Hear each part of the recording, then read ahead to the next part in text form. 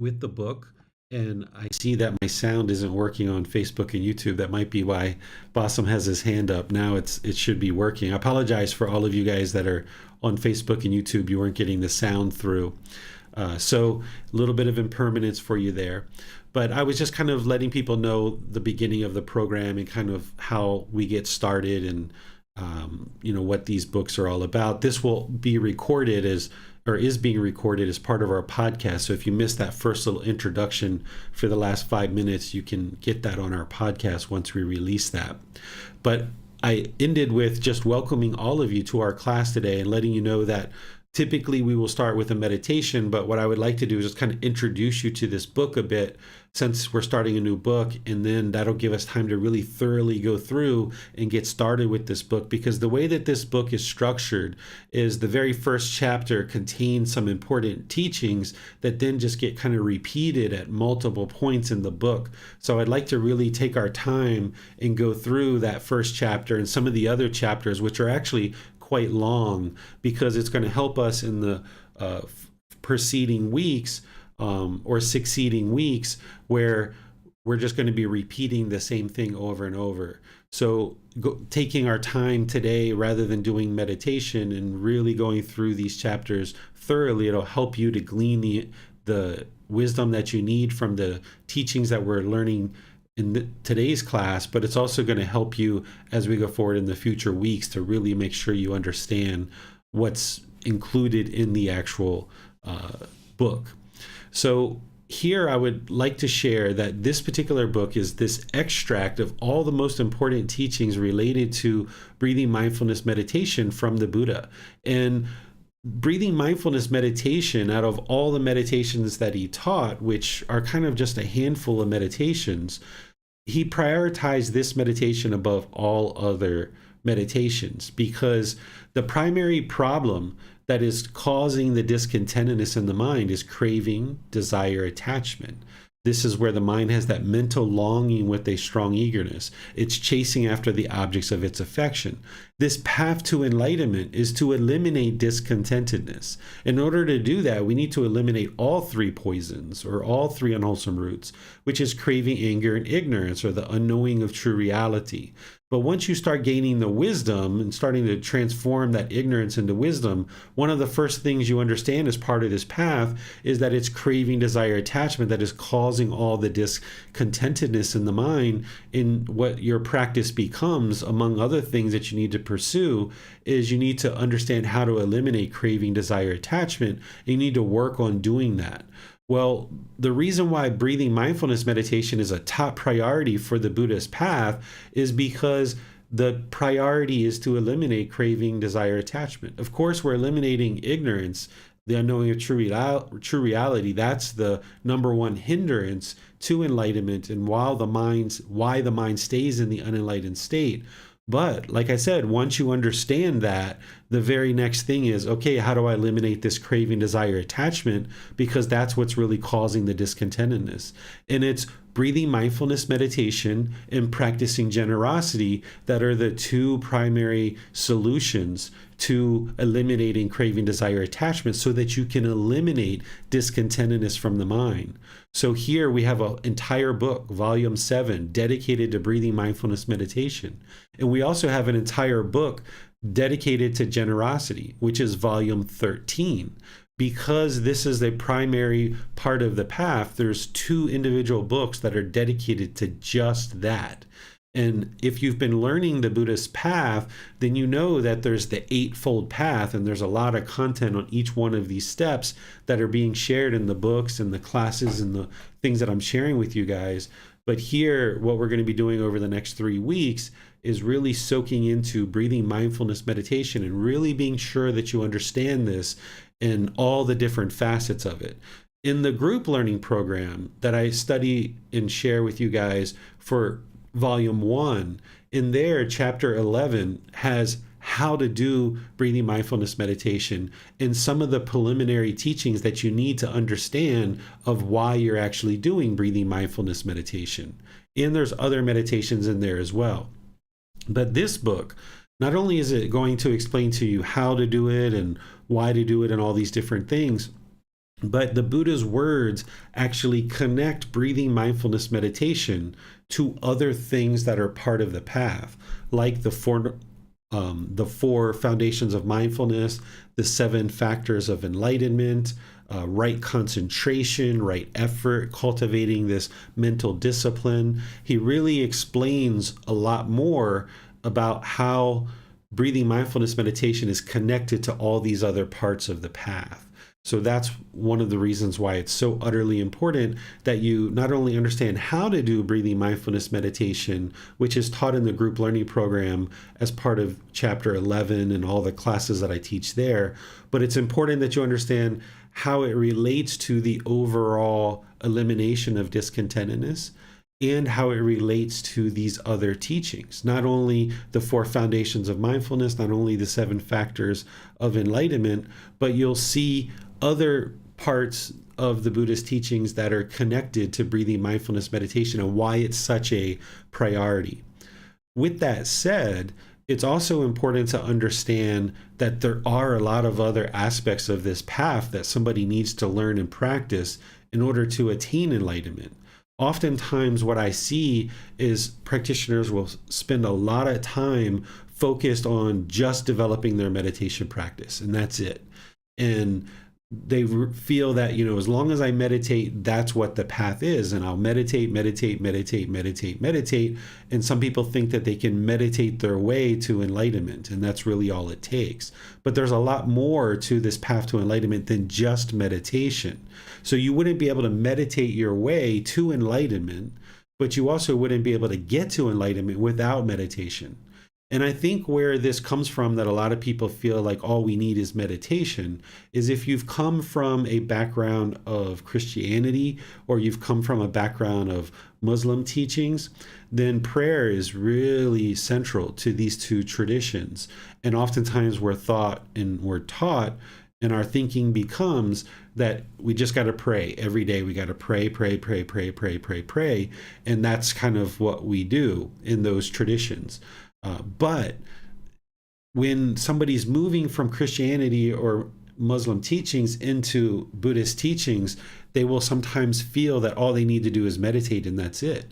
But for those of you guys that have been studying with me for any length of time, you know that if you just did breathing mindfulness meditation, but you went outside and you used harsh and aggressive speech with people, your life's going to be a real struggle, because you're going to have all these people speaking harsh and aggressive to you because you're not practicing something like right speech, for example. So there's all these other factors on the path. Out of the eightfold path, there's only one step that is really related to meditation. Now, all of them, as we're going to talk in today's class, have a connection to meditation in one way or another, but it's really just one step that is really devoted to meditation by itself. So if we come to this path to enlightenment thinking that all we need to do is meditate, then we haven't really understood the Buddhist teachings. Because when you look at what's called the way of practice, which is something that I share in the group learning program, we talk about generosity, moral conduct, and meditation. This is the way of practice. So in daily life, as a Buddhist practitioner who is aspiring to attain enlightenment, you should be regularly practicing generosity, which is the giving and sharing of your time, effort, energy, and resources with those people around you. Because by practicing generosity without any expectations of return, this is going to help you to eliminate craving, desire, attachment. It's going to help you to transform the mind away from craving, desire, attachment. Then you need to clean up your moral conduct as it relates to the 5 precepts and things like right speech, right action, right livelihood. You need to clean up that moral conduct, because as long as you're going into the world and causing harm through your moral conduct, harm is going to keep coming back to you. And then the third thing is meditation and cultivating the mind through meditation. This is what we call the way of practice. So in a daily life and daily practice, this is what a practitioner who's aspiring to attain enlightenment is doing. Practicing generosity regularly in all different ways, practicing good, wholesome moral conduct, and practicing meditation. And it's all these things combined that the mind is then moving closer and closer to enlightenment. So even though we have an entire book dedicated to this, even though it's a top priority, it's important to understand that when you hear the Buddha say how important and such a priority breathing mindfulness meditation is that you also understand that there's other facets to this path to enlightenment beyond just meditation. Don't allow your practice to only be meditation by itself. Then the next thing I would like to share with you guys is to understand that your meditation practice is going to be impermanent. It needs to be fluid. It needs to change. It needs to adjust. If you currently are unenlightened right now, and you know that if you experience discontentedness, you know you're unenlightened. And that means that your practice needs to remain fluid. Not only your meditation practice, but also your practice of the Eightfold Path. If you are still experiencing discontentedness, that means there's still craving, there's still anger to a certain degree, and there's still ignorance or the unknowing of true reality. And if not until all three of these are extinguished over a consistent and long-term period, that we can say that the mind is enlightened. So if you're experiencing discontentedness, that means your practice is not yet fully developed to the point where it's fully transformed the mind. So if you've been taught in meditation that you have to take a specific rigid position, this is actually not 100% true. There's multiple different options with your meditation. If you've been taught to label the thoughts or observe the thoughts, watch them come into the mind and watch them leave, if you've been taught in meditation to figure out your problems and sit there and reflect and contemplate in meditation, all these different things and others are things that are out there in the world that are being taught as part of meditation. But these are things that have been handed down through oral tradition that people have changed and changed and changed and changed and changed. What you're looking to do as a practitioner who aspires to attain enlightenment is to go back to the words of the Buddha and see what did the Buddha actually teach as it relates to meditation. While it's wonderful that we've got different people out in the world sharing different teachings about meditation, oftentimes what you'll find is when you actually study the words of the Buddha, you'll see that a lot of people, what they're teaching is in conflict with what the Buddha taught. And if you're practicing and continue to hold on to these things that are opposite of what the Buddha taught and things that are in conflict with his teachings, if you don't allow your meditation practice to be impermanent and choose to let go of these things that have been taught to you and that you've maybe been doing and maybe even provided a certain amount of benefit, if you continue to practice these things that are in direct conflict with the Buddha's teachings, you're going to find that you're not going to be able to experience enlightenment. So if somebody's in breathing mindfulness meditation, observing their thoughts, allowing them to come into the mind, kind of looking at them, judging them, labeling them, and then kind of sending them off. Or if somebody is like counting, sometimes we're taught to count during meditation. Sometimes we're taught here in Thailand, people are taught to say Puto, Puto, Puto during their meditation. There's all these different things and others that Gautama Buddha never actually taught. And if you allow the mind to continue to hold on to these various things that have accumulated over 2,500 years that are just being handed down as part of the oral tradition, and you don't go back to what the Buddha actually taught, then you're basically sabotaging your practice and you're not going to be able to experience enlightenment because you're doing things with the mind that is actually hindering it because there's still ignorance. There's still this unknowing of true reality about how to perform meditation in the way that the Buddha actually taught. So in order to get to enlightenment, you have to eliminate that ignorance and unknowing of true reality, transforming that to wisdom as it relates to multiple topics. And one of those topics is about breathing mindfulness meditation. You're going to need to know how exactly did the Buddha teach breathing mindfulness meditation so that I can do what he taught, because that's what leads to enlightenment. Not all these different adaptations and adjustments and things that people have added or changed or modified along the years.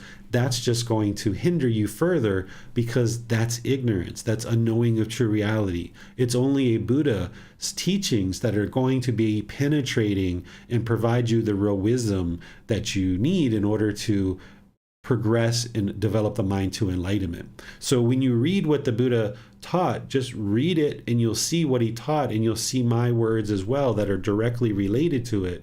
If you try to change or modify or adapt and say, okay, the Buddha said that, but I'm not going to do it that way. I'm going to do it this way. I'm going to judge my thoughts. I'm going to label my thoughts. I'm going to count the breath. I'm going to, stay in this rigid position every single time I do meditation. It's got to be exactly the same position every single time, so forth and so on. If you allow all these things to come into the mind and you allow the mind to hold on to them, then you're just inhibiting your own enlightenment. So what we're going to be doing in this class and the other classes that are part of this book is looking at the words of the Buddha and see what did he actually teach when it comes to meditation. Because when you base your practice on what a Buddha taught, then your mind can actually experience liberation, because a Buddha is uniquely prepared to be able to deliver the teachings that it's going to take to actually accomplish liberation.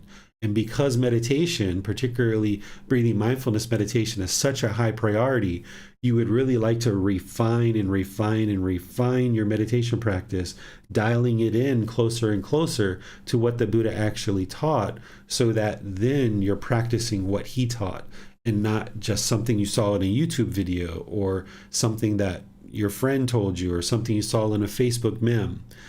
And then the last thing I'll say before we go into actually the teaching is that by doing this and by practicing this way and by developing your practice in this way based on the words of the Buddha, remember, you're not believing what the Buddha said. You're not believing what I say. You're not believing what the Buddha said. But instead, by you dialing in your meditation practice closer and closer to what the Buddha taught, and then you observing the improvements to the condition of the mind, that's how you'll know it's the truth. And that's how somebody can share with you that, we're not to be observing our thoughts. We're not to be judging our thoughts. We're not to be labeling our thoughts. Because if you go back to what the Buddha taught and you practice that, you don't believe it, you learn it, you reflect on it, and you practice it, then when you see the condition of the mind gradually improve, then you know, aha, these are the words of the Buddha.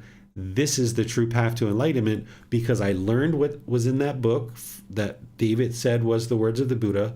I reflected on it. I practiced it, got some guidance more and more of learning how to do that. And then when I practice it, I see the condition of the mind improving.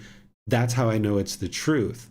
And then you'll know the truth, and you'll know what the Buddha actually taught, and you'll see and observe the condition of the mind improve. That's the test. That's always the litmus test.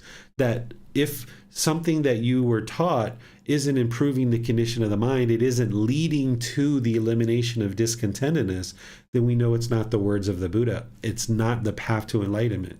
Because if we're doing something that is not the words of the Buddha, that is not the path to enlightenment, it's not going to produce significant benefits and bring the mind to liberation. It might provide some calmness, some peacefulness here and there, but it's not going to produce the lasting long-term benefits that an enlightened mind is going to experience when the mind is liberated permanently from discontentedness. So still learn, reflect, and practice as it relates to the teachings on meditation. Don't believe what you see in this book. Don't believe what I share. Don't believe what I wrote in the book, but instead learn, reflect, and practice. And then when the condition of your mind is gradually improving, that's when you'll know that, yes, this indeed is the truth. These are the words of the Buddha. So let me turn things over to you guys, see if you have any questions on anything I shared there, and then we'll move into chapter 1. The way that you ask questions is put that into Facebook, YouTube, or Zoom, and the moderators will see that. Or in Zoom, you can electronically raise your hand and ask any questions or follow-up questions directly. Hello, teacher. I am not seeing any question this time. Okay, let's go ahead and move into chapter 1 then. And we're going to read each chapter one by one all the way through, Bassam. So sometimes, we'll skip over things. There are some places where we can skip over just repetitive text that has already been shared in a previous chapter. But for the most part, we're going to be reading all the way through the entire chapter. Yes, teacher. A great fruit and benefit of breathing mindfulness meditation. Monks, mindfulness of breathing mindfulness meditation, when developed and cultivated, is of great fruit and benefit. And how monks is mindfulness of breathing mindfulness meditation developed and cultivated so that it is of great fruit and benefit. Here monks, a monk having gone to the forest, to the foot of a tree, or an empty hut, sits down, having folded his legs crosswise, straightened his body, and set up mindfulness in front of him. Just mindful he breathes in, mindful he breathes out. Breathing in long, he knows, I breathe in long. Or breathing out long, he knows, I breathe out long. Breathing in short, he trains thus, experiencing the whole body, I will breathe in. He trains thus, experiencing the whole body, I will breathe out.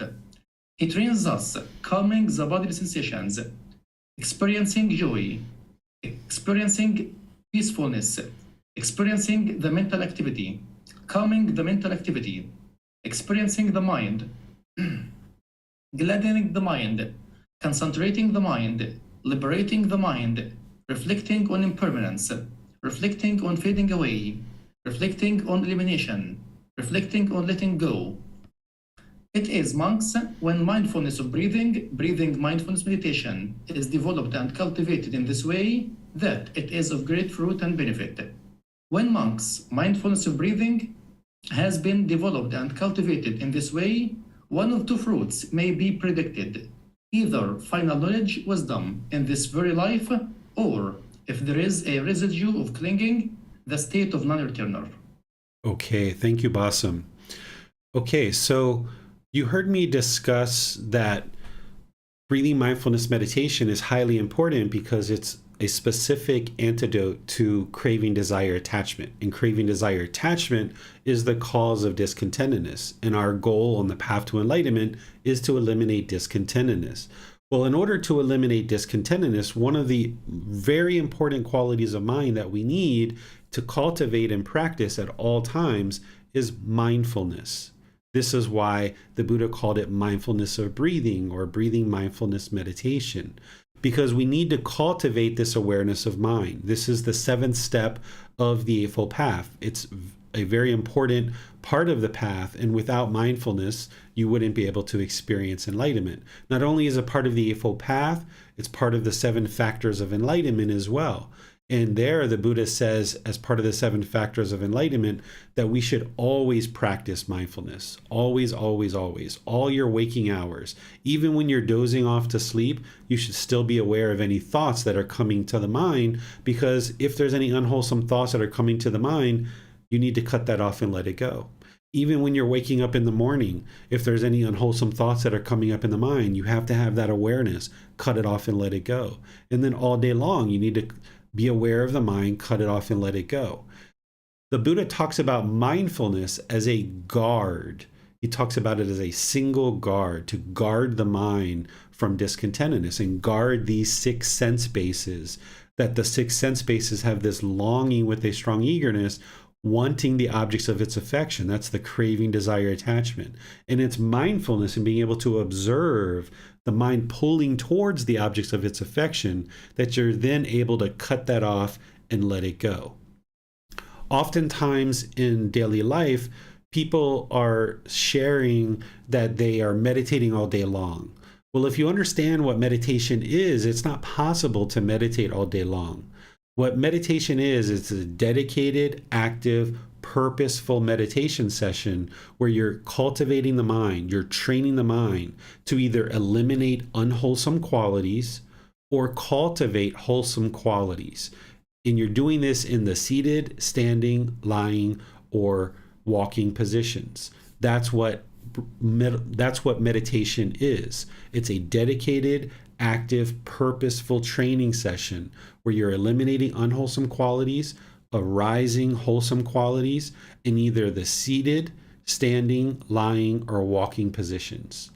When we're going throughout our day and we're walking a dog, or we're jogging, or we're driving, or we're gardening, or we're doing something like this, we're not meditating.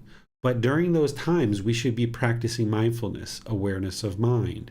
And it's utterly important that you do develop the ability to practice mindfulness. And that's one of the things that you're doing as part of breathing mindfulness meditation. The unwholesome quality that you're eliminating as part of this dedicated, purposeful, active training session where you're eliminating unwholesome qualities is craving, desire, attachment. And you're cultivating the wholesome quality of mindfulness and concentration. That's what we're actually accomplishing during breathing mindfulness meditation. And now that we're in this program into the 7th volume, it's important that you start understanding this mindfulness really deeply.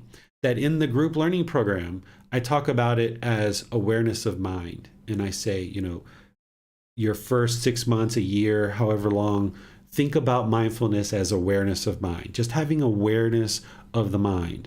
And that might be where you are right now, that's the way you think about breathing mindfulness meditation and any mindfulness that you're practicing. You might just be thinking about it as awareness of mind.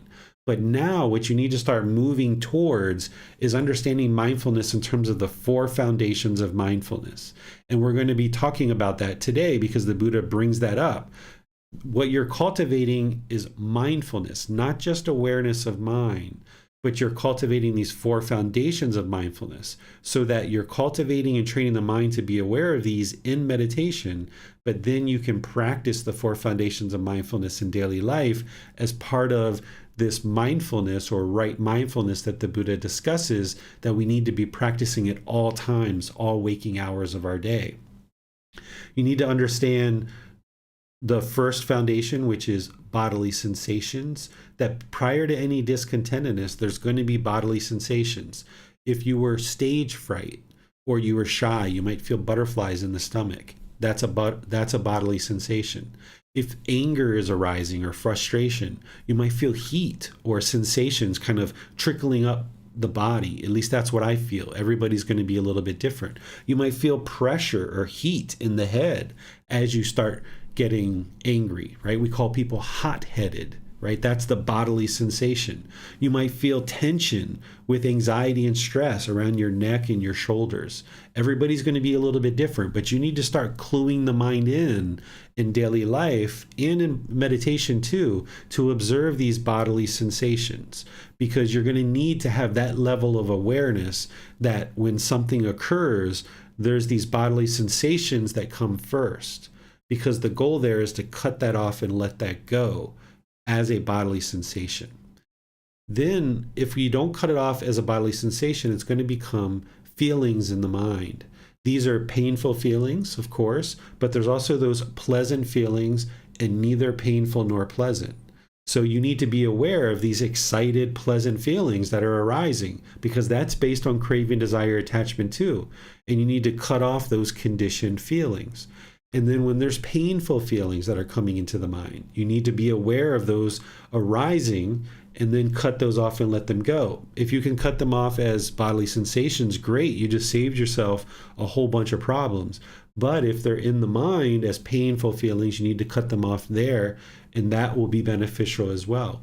And then same thing with the neither painful nor pleasant feelings. You need to cut those off and let those go as well, either as bodily sensations or feelings once they become feelings in the mind. But you're going to need to back this up all the way to the bodily sensations in order to get to liberation and get to enlightenment. As long as the feelings keep coming into the mind's not enlightened. It's not going to get liberated because you don't have control, you don't have discipline of the mind.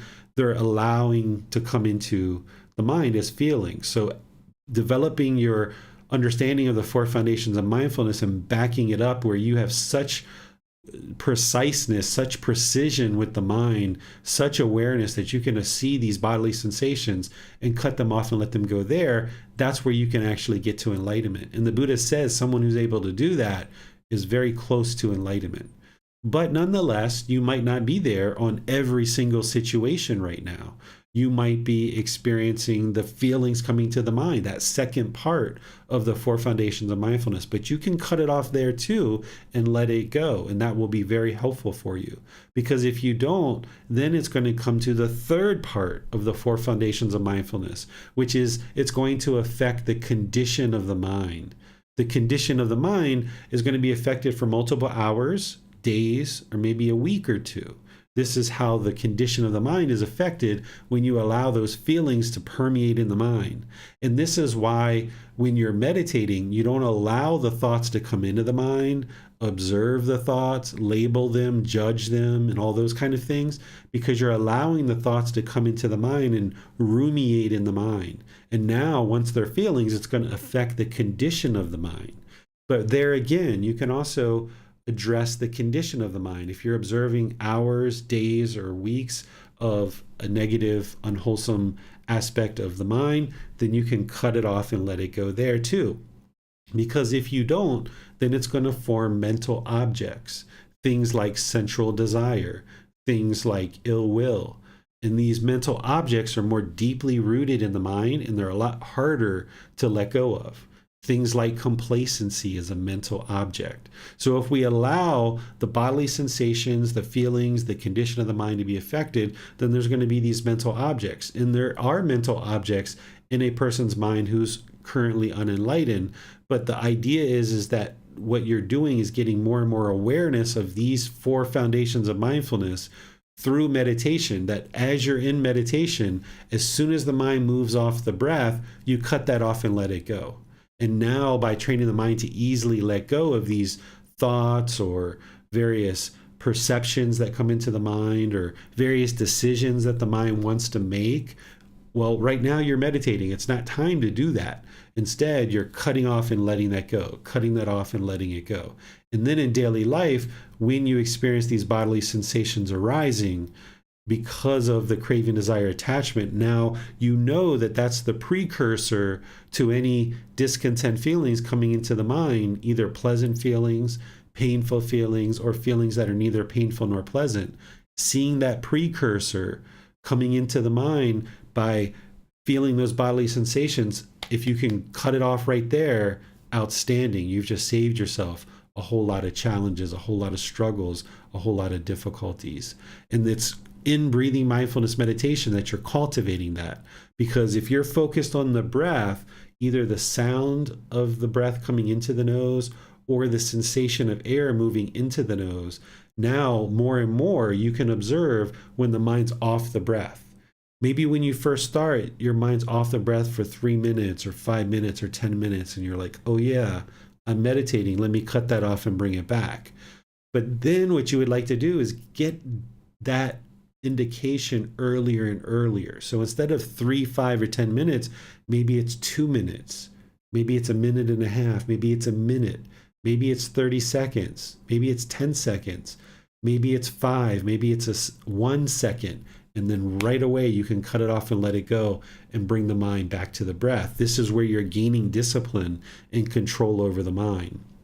So what the Buddha is doing here in his teachings is he's explaining to you that when you develop breathing mindfulness meditation, it is of great fruit and benefit because you're cultivating mindfulness, you're cultivating concentration, and you're eliminating craving, desire, attachment.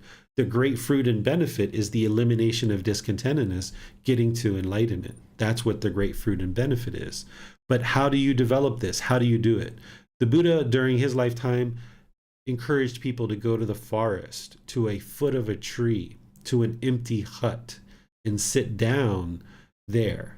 That would be an ideal place to meditate. And you might decide to do that in certain situations. But there's also some benefit to meditating in a city environment or where there are sounds and there's different lighting and different things like this. Moving your meditation around, it's really helpful to train the mind to not get fixed, to just meditate in this completely still or serene environment. But even in the woods or the forest, you're still going to hear some occasional sounds.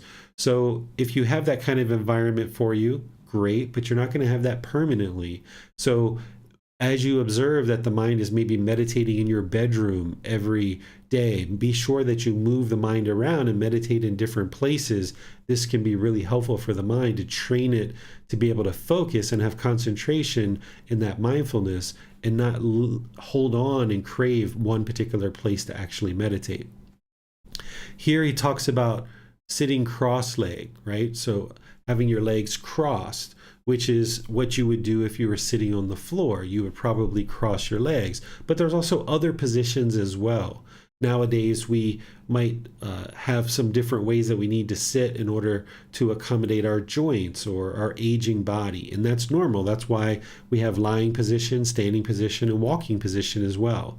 But if you're doing meditation cross-leg on the floor, you might decide to put a cushion under your rear to get that up in the air. And don't cross your legs real tight, because this will inhibit the circulation. Now, some people like to meditate in full locust position, which is where their feet are kind of overlapping their legs. Some people can do that, some people can't. You're not required to have the body in any one fixed position in order to meditate. Everybody's going to have a slightly different position. What's important is that the body is comfortable, that it's not luxurious, but it's also not painful. But the middle way would be that the body is comfortable. So if cross-leg sitting on the floor works for you, great. But you could also sit on a chair, you could sit on a bench, you could sit other places as well. Just always keep in mind, not luxurious, not painful, but comfortable. This next part is really important. Straighten up his body, or straighten his body. Sometimes he uses the word having the erect body. This is really important. This is the upper body, is what he's talking about. This keeps the mind attentive and alert during the meditation, that if you were slouching, then the body is kind of too luxurious, and the mind is going to then essentially be disengaged. It's going to be inattentive and unalert during the meditation. You would like to keep the mind attentive and alert during the meditation, and the way that you do that is by keeping the upper body erect. And then setting up mindfulness in front of you. What this is all about is, if you understand awareness of mind and you understand the 4 foundations of mindfulness, then you would like to ease the mind into meditation and set up mindfulness or awareness of mind in front of you as you're preparing for meditation. Don't just plop down into meditation, going from maybe outside right into meditation, but instead do something to kind of ease the mind into meditation. And what I share chanting as a way to do that, and I help you understand how to do that. Then you would like to start establishing the breath, gradually breathing in through the nose and out through the nose, in and out. And you would like to start focusing on the breath. That's what the Buddha is explaining here in these statements, is to start focusing. Understand, if the breath is long, then know that it's long. If it's short, know that it's short. He's not necessarily saying that your breath should be long or it should be short. Essentially what he's saying is, bring your awareness to the breath and know the quality of your breath. If your breath is short and rapid, you would like to kind of slow that down and ease it down. But also, if your breath is too long and elongated and you're lacking the air that you need, that wouldn't be wise either. So you need to find that middle way where you're gradually breathing in through the nose, not trying to control or force the breath, but you have awareness of the breath. Then he goes into these other statements.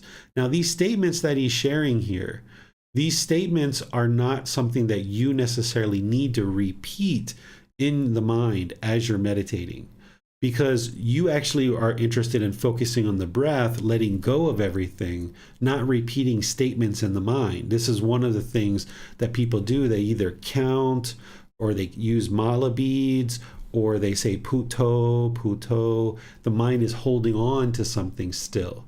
You would like to let go of all of this stuff. If you need a little bit of this to ease the mind into meditation, that's fine. But then the vast majority of your meditation should just be the body, the mind, and the breath, where you're not focused on anything other than the breath. You're not repeating anything in the mind. You're just focused on the breath.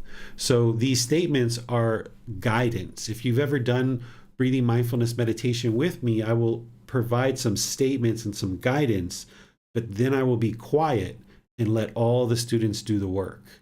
And then I will come back at the end with some chanting. So these are the statements that the Buddha is using in order to prepare his students for meditation. And then he's going to be quiet and let the students do the work. So if you're doing meditation now where you're constantly listening to music, or a teacher is constantly guiding you through a recording or something like that, you would like to let go of all of that. You might need that to enter into meditation for a while, and you might use that initially to get your meditation practice started, but then you would like this elongated period of time where you're not listening to music, you're not counting, you're not using beads, you're not listening to guidance, but it's just the body, the mind, and the breath focused on training the mind, that when the mind's off the breath, you cut it off and let it go. So these statements are the Buddha kind of preparing the student's mind for meditation. But then remember, even this guidance, eventually you would like to get rid of this too, where you can just sit down without having any guidance at all. You can just do your chants if that's what you're going to do, and ease into meditation, do your meditation session, and come back out of your meditation. That if you're looking for guidance every single time you meditate, this is going to be problematic over time. The first 3 months, 6 months, a year, what have you, if you need that to get started, then use that. And if you need it occasionally by joining your teacher for meditation, then use that because it can be helpful. But 80 or 90% of your meditation should just be the body, the mind, and the breath, not needing any kind of guidance. Just you. This is your own independent journey with your own mind, as if there is a you, right? So these additional statements that the Buddha is explaining is helping you to understand what you're going to be doing during meditation. But then he's going to be quiet and you're going to actually do it as part of doing the work. So experiencing the whole body. During the meditation, you might observe bodily sensations like an itch or something else on the body. You're going to experience these bodily sensations. And then he says, calm these bodily sensations. So when you observe those bodily sensations during meditation, cut them off and let them go. And this is going to be very helpful for you if you're doing that in meditation, rather than immediately itching or scratching your nose or scratching your head or something like that. Try to see if you can go through the whole life cycle of that, where you see that itch arise, you see it change, and then you see it fade away. This is going to be really helpful, that if when you observe that, you cut it off and let it go, then you're going to be able to do that in daily life when you experience bodily sensations. So when he's saying calming the bodily sensations here, this is the cutting off and letting go. Then you may experience, as part of meditation, as you get closer and closer to the jhanas, you might start experiencing this joy and this peacefulness that comes into the mind. If you're experiencing this joy and peacefulness of any time during your meditation, just let it go. Just continue to focus on the breath, right? Just know that the mind is awakening and just let it go. If you revel in that joy, if you revel in that peacefulness, be like, oh, wow, look at me. I'm so enlightened. My mind is awakening. Look at all that joy. Wow, there it is. Oh my goodness, right? This is the craving, and also the arrogance and the pride coming into the mind. So when you observe the joy and peacefulness come into the mind, just stay focused on the breath, just almost like it's not there.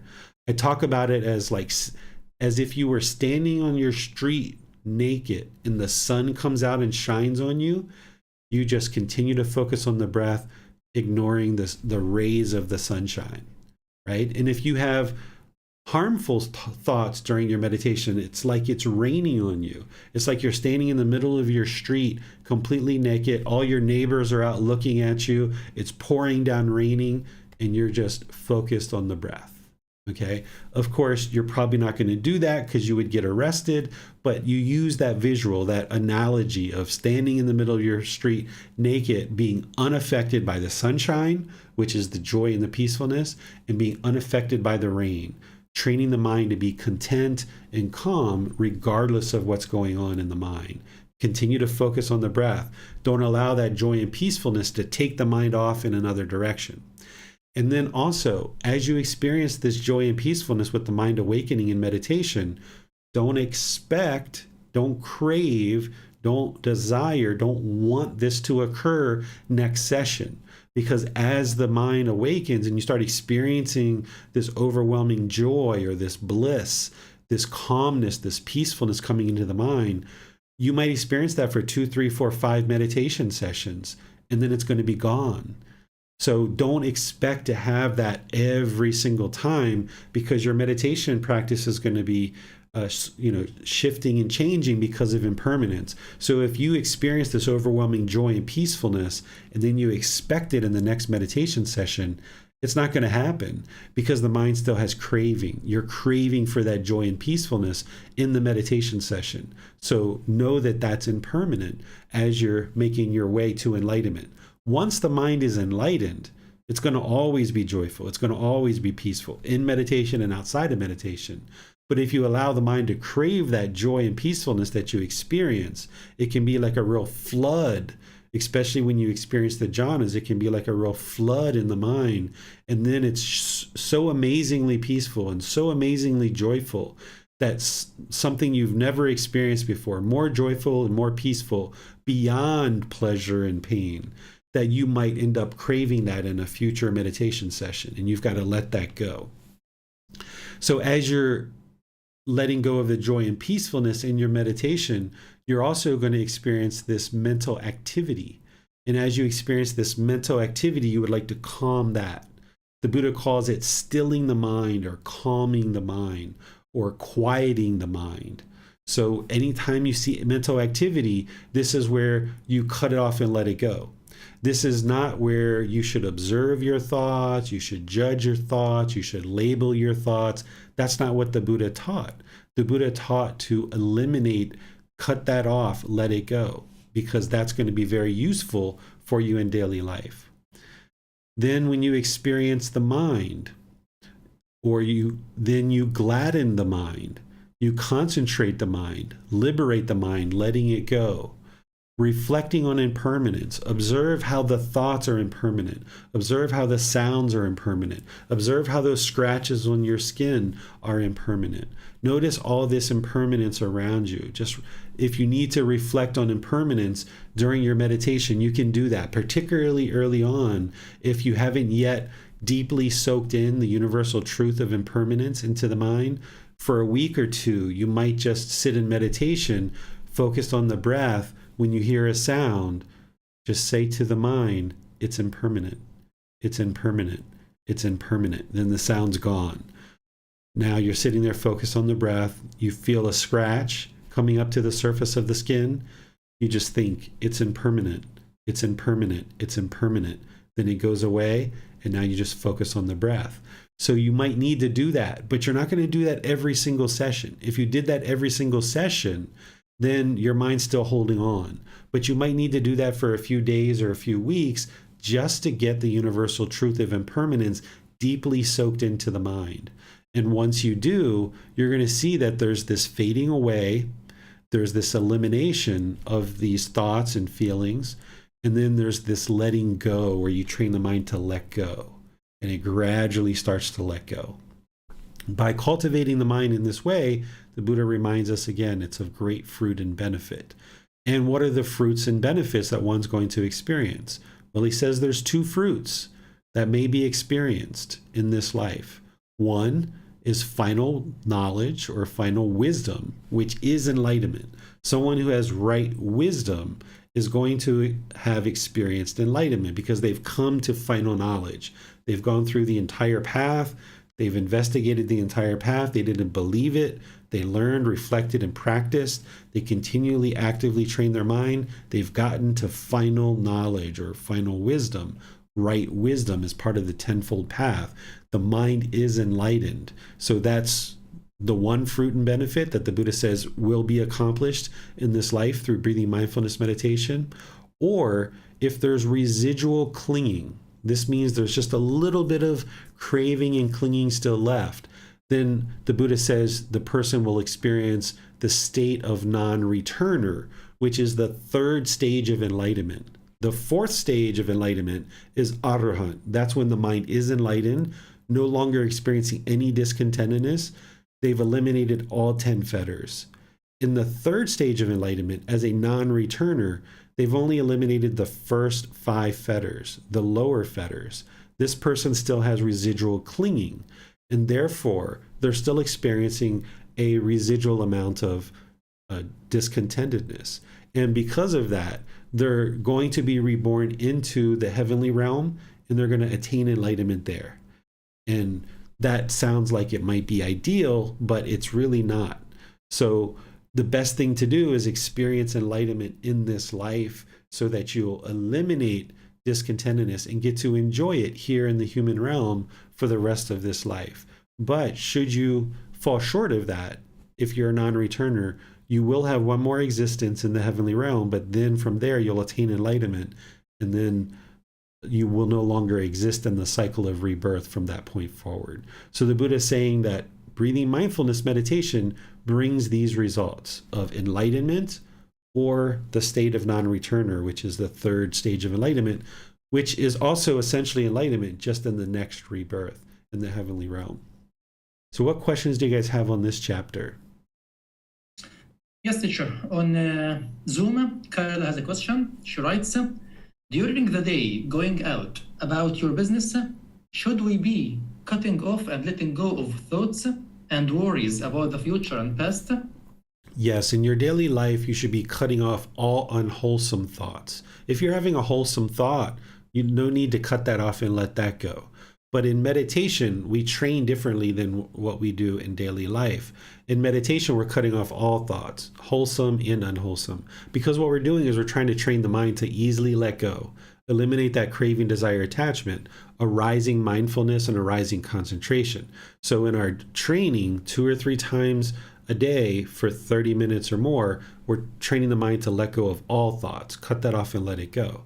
And then the benefit is in daily life, you observe the mind because you now have mindfulness, you have more concentration, and now you're more easily able to cut off and let go of the unwholesome thoughts.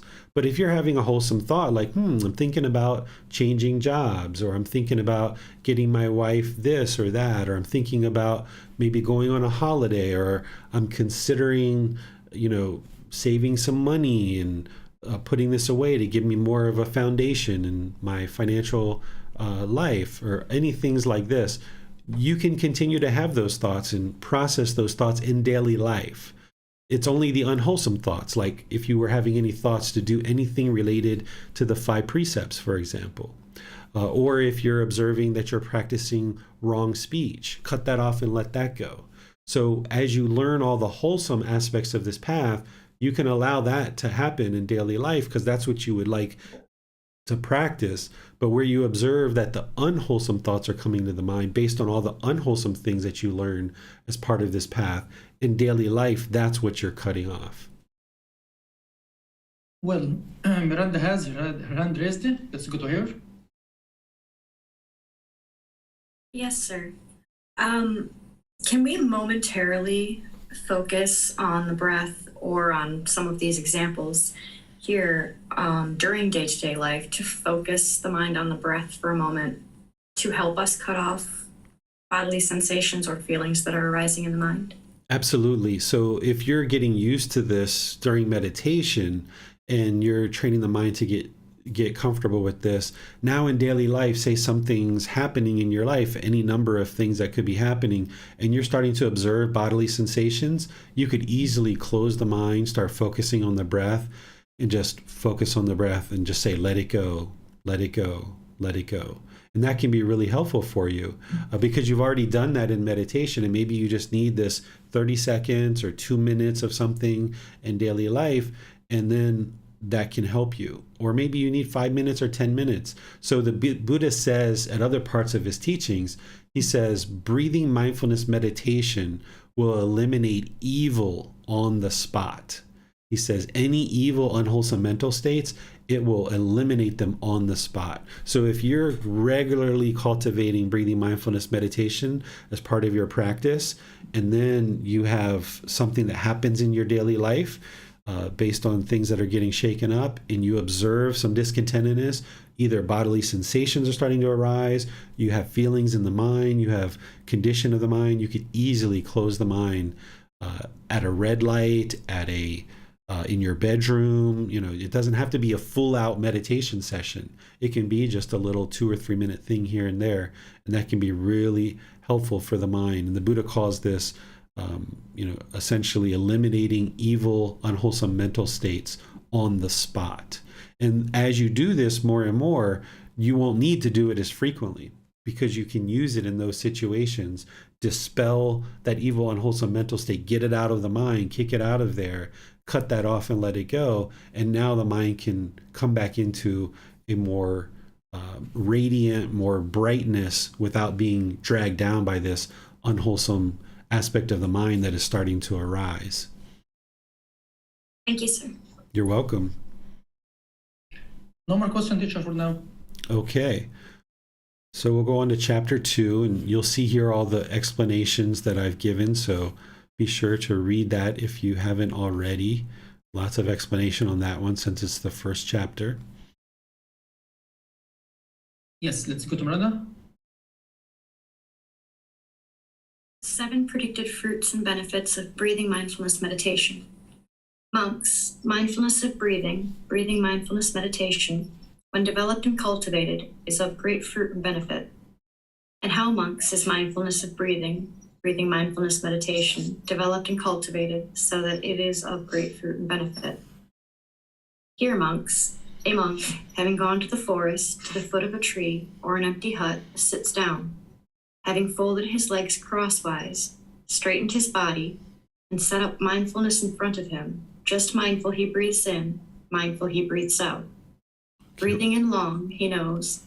We're going to skip all those because it's the repeat of what we just saw. It is, monks, when mindfulness of breathing, breathing mindfulness meditation, is developed and cultivated in this way, that it is of great fruit and benefit. When, monks, mindfulness of breathing, breathing mindfulness meditation, has been developed and cultivated in this way, 7 fruits and benefits may be predicted. What are the 7 fruits and benefits? 1. One attains final knowledge, wisdom, early in this very life. 2. If one does not attain final knowledge early in this very life, then one attains final knowledge at the time of death. 3. If one does not attain final knowledge early in this very life, or at the time of death, then with the complete destruction of the 5 lower fetters, one becomes an attainer of Nibbana, enlightenment, between one life and the next. 4. If one does not attain final knowledge early in this very life, or at the time of death, or become an attainer of Nibbana between one life and the next, then with the complete destruction of the 5 lower fetters, one becomes an attainer of Nibbana upon landing. 5. If one does not attain final knowledge early in this very life, or at the time of death, or become an attainer of Nibbana between one life and the next, or become an attainer of Nibbana upon landing, then with the complete destruction of the 5 lower fetters, one becomes an attainer of Nibbana without extra effort. 6. If one does not attain final knowledge early in this very life, or at the time of death, or become an attainer of Nibbana between one life and the next, or become an attainer of Nibbana upon landing, or become an attainer of Nibbana without extra effort, then with the complete destruction of the 5 lower fetters, one becomes an attainer of Nibbana with extra effort. 7. If one does not attain final knowledge early in this very life, or at the time of death, or become an attainer of Nibbana between one life and the next, or become an attainer of Nibbana upon landing, or become an attainer of Nibbana without extra effort, or become an attainer of Nibbana with extra effort, then with the complete destruction of the 5 lower fetters, one becomes one bound upstream, heading towards the heavenly realm. When, monks, mindfulness of breathing, breathing mindfulness meditation, has been developed and cultivated in this way, these 7 fruits and benefits may be predicted. All right. Thank you, Miranda. So just like as is the Buddha's style that you've seen in other parts of his teachings, even though in that previous chapter he says, hey, these are the 2 benefits, we don't look at the Buddha's teachings in isolation. He's typically going to teach in one way, in one particular teaching, and then in other ways he's going to expand. He's going to layer his teachings so that students can gradually learn them little by little. So that first chapter, even though it says these are the 2 benefits of breathing mindfulness meditation, they're not the only benefits, right? Sometimes that's the way the mind thinks. When it's craving permanence, it just thinks that, okay, the Buddha must have said it once, it was written down exactly the same way, he just said it the same way, and that was it. But when you look at the totality of Gautama Buddha's teachings, he will add things like this. This is the layering effect of the Buddha's teachings. So here he's giving us now 7 fruits and benefits, where in the previous chapter he only gave us 2. So he's expanding upon this. The first one is one that he said previously, which we heard about. Here he's adding in that somebody can attain enlightenment at death. This is something that is taught as part of the path to enlightenment, that somebody can go their whole life and then attain enlightenment at death. And if this is something that you haven't been exposed to before, here you see it in the words of the Buddha. And if you have questions about how that occurs, we can talk about it if you like. Then this third one, he talks about that once somebody dies, if they haven't attained enlightenment there, they can actually attain enlightenment kind of in between lives. Before they actually get to the next life, they can actually attain enlightenment there as well. Then this fourth option, he talks about attaining enlightenment upon landing. Like once you actually are reborn, you can actually attain enlightenment upon landing, once landing in this new life. And I explain these in a lot more detail in another book, in another chapter, which I'll show you here in a moment. And then there's this fifth one, which is attaining enlightenment without extra effort. This is a person who has learned and practiced the teachings in one life. Now they didn't get to enlightenment in that life, but they were reborn into another human life. And now they attain enlightenment without a whole lot of extra effort, without a whole lot of struggle. It was fairly straightforward for them. So if you're reading these teachings and it just seems to be moving along for you pretty well, there's a potential that you might have learned and practiced these teachings in a prior life. Don't need to get all hung up on that. Don't have to have arrogance or pride, but that will help you understand why some people absorb these teachings and progress with these teachings really easily and more straightforward, where somebody else doesn't. It takes them more effort, which is what the Buddha is explaining here in number 6. So if you find it a bit of a struggle to learn and practice and put together these teachings, there's a potential that you may not have learned these teachings in the past. This could be your first human birth and your first opportunity to learn and practice these teachings, and is one of the reasons why it's taking you extra effort. But also, even if you have learned and practiced these teachings to a certain degree in a past life, you can still be reborn into another life and it still take you extra effort. Depends on what your accomplishments were in your previous life and what your attainments were. And then there's this 7th one where the Buddha says that someone who essentially falls short of enlightenment, they are bound upstream, headed towards the heavenly realm. This is a rebirth in the heavenly realm. Beings can attain the 3rd stage of enlightenment as a non-returner and be reborn in the heavenly realm, but that's not the only way that you can be reborn in the heavenly realm. There's other beings that can be reborn into the heavenly realm too. You can actually be reborn from the animal realm straight into the heavenly realm. You can even be reborn from the realm of hell straight into the heavenly realm. This is very rare, but it does occur. So a practitioner who's learning and practicing these teachings, they can benefit from this breathing mindfulness meditation and have all of these opportunities to develop and cultivate the consciousness leading closer and closer to enlightenment. So you shouldn't feel that all's lost if you don't attain enlightenment in this life. But also, I would suggest that you don't really aspire for any of these except for number 1. Number 1 is what everyone should actually be moving towards, is attain final knowledge early in this life. Because if you do, then you'll get to experience the rest of this life with this peaceful, calm, serene, and content mind with joy. The next best option would be to attain enlightenment at death. But you're not going to necessarily know that that's what's going to actually occur. And at the time of death, it's actually kind of too late. So the ideal would be for you to learn, reflect, and practice to attain enlightenment in this very life. That's what everyone should be aspiring for. But the Buddha explains these other situations that occurs so that you understand that all is not lost if you don't attain enlightenment in this life. Questions on this chapter? No question, teacher. All right, we'll go to number 3. Cultivating mindfulness of breathing fulfills 4 foundations of mindfulness, 7 factors of enlightenment, true wisdom, and liberation. There is, monks, one thing which, when developed and cultivated, fulfills four things, and four things which, when developed and cultivated, fulfill seven things, and seven things which, when developed and cultivated, fulfill two things. Concentration by mindfulness of breathing, monks, is the one thing which, when developed and cultivated, fulfills the four foundations of mindfulness. The four foundations of mindfulness, when developed and cultivated, fulfill the seven factors of enlightenment. The seven factors of enlightenment, when developed and cultivated, fulfill true wisdom and liberation. Let me pause you right there for a second, Bassam.